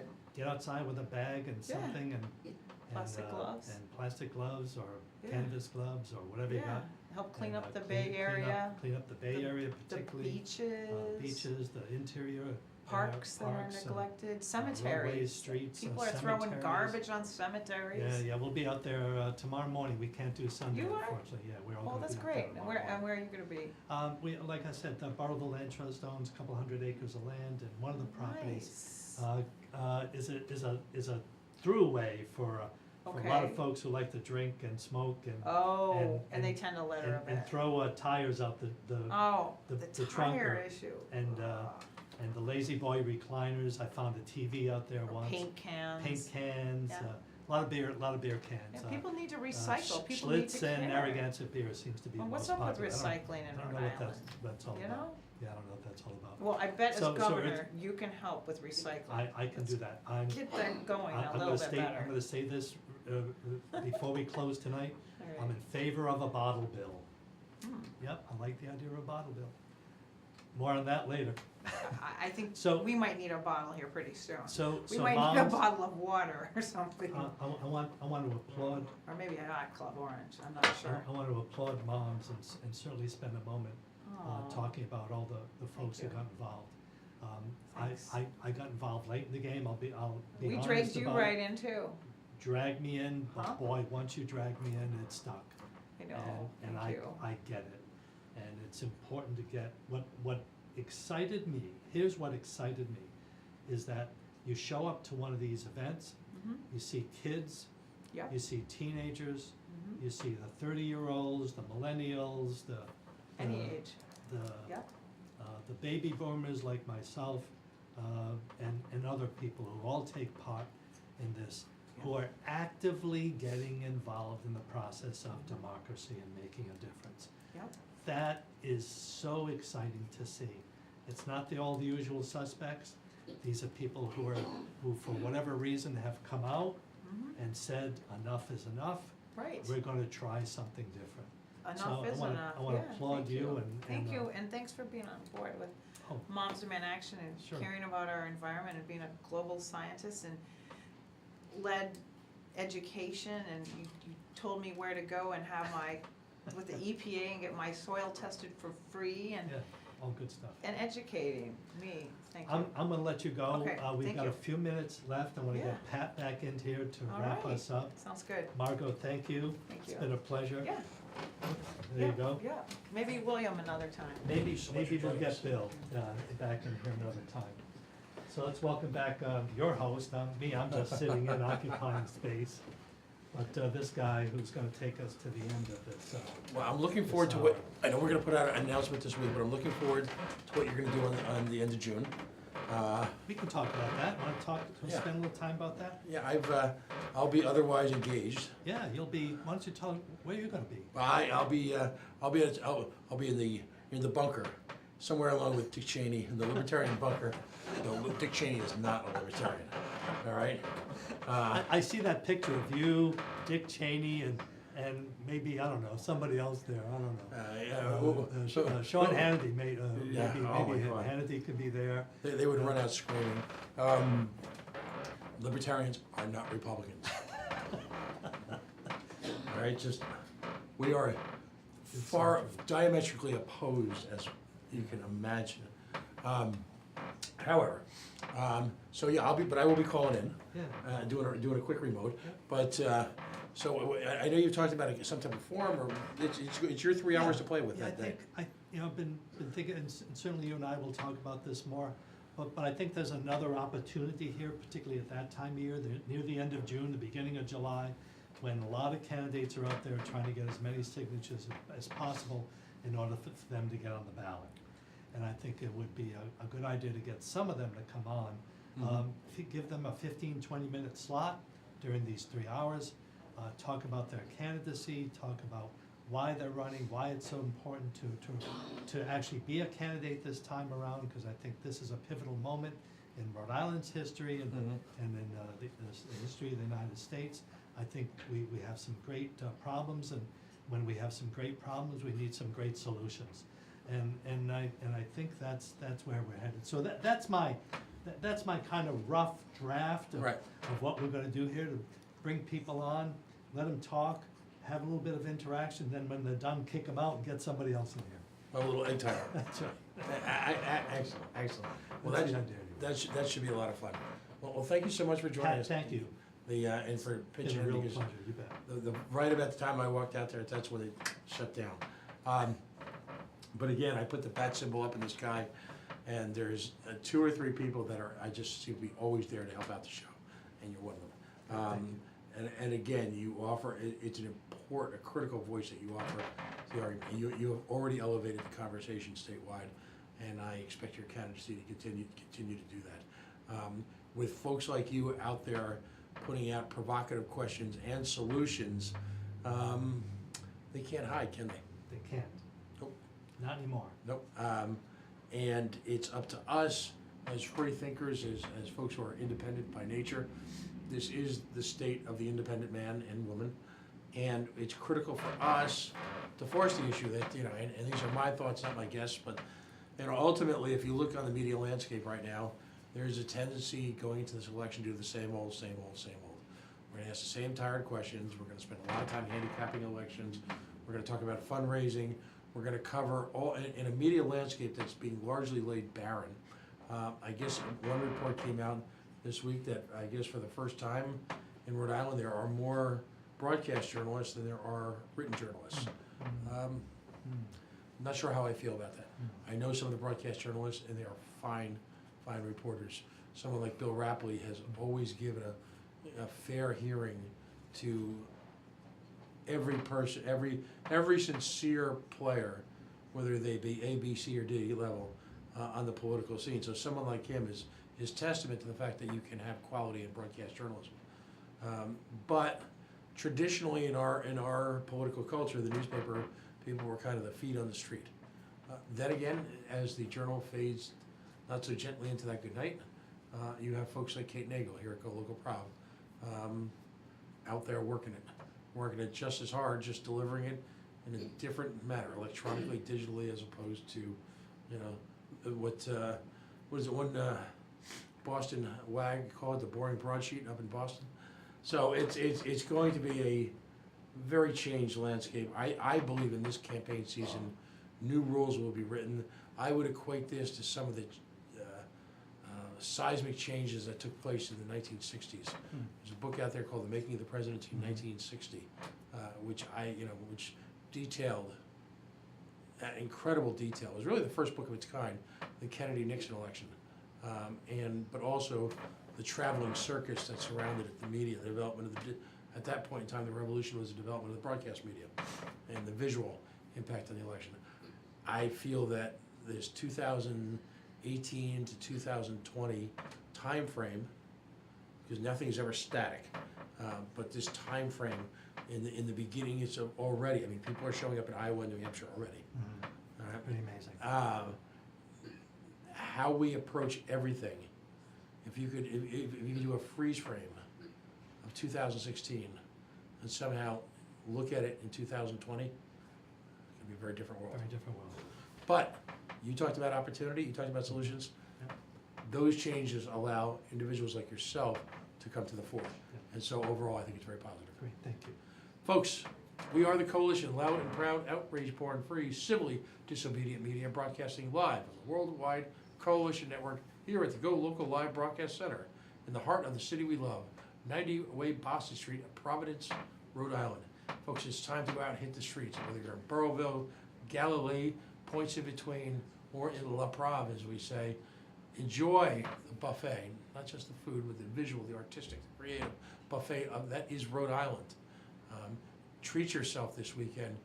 Regardless of your resources, spend a little bit of time, get out amongst the people, share ideas, commune. It's a wonderful place we live in, despite the challenges we may face. And I would argue that as we all come together as a body politic, it is us, the individual people, coming together that will, in fact, provide solutions. And people like Mr. Roselli and a handful of others will rise to the front and do a little bit of house cleaning. CoalitionRadio.us, Facebook.com/TheCoalitionRadio, on the mighty Twitter at Coalition_Radio. As always, this show and all other shows live in perpetuity on our YouTube page. Got a little new approach this week, starting this weekend.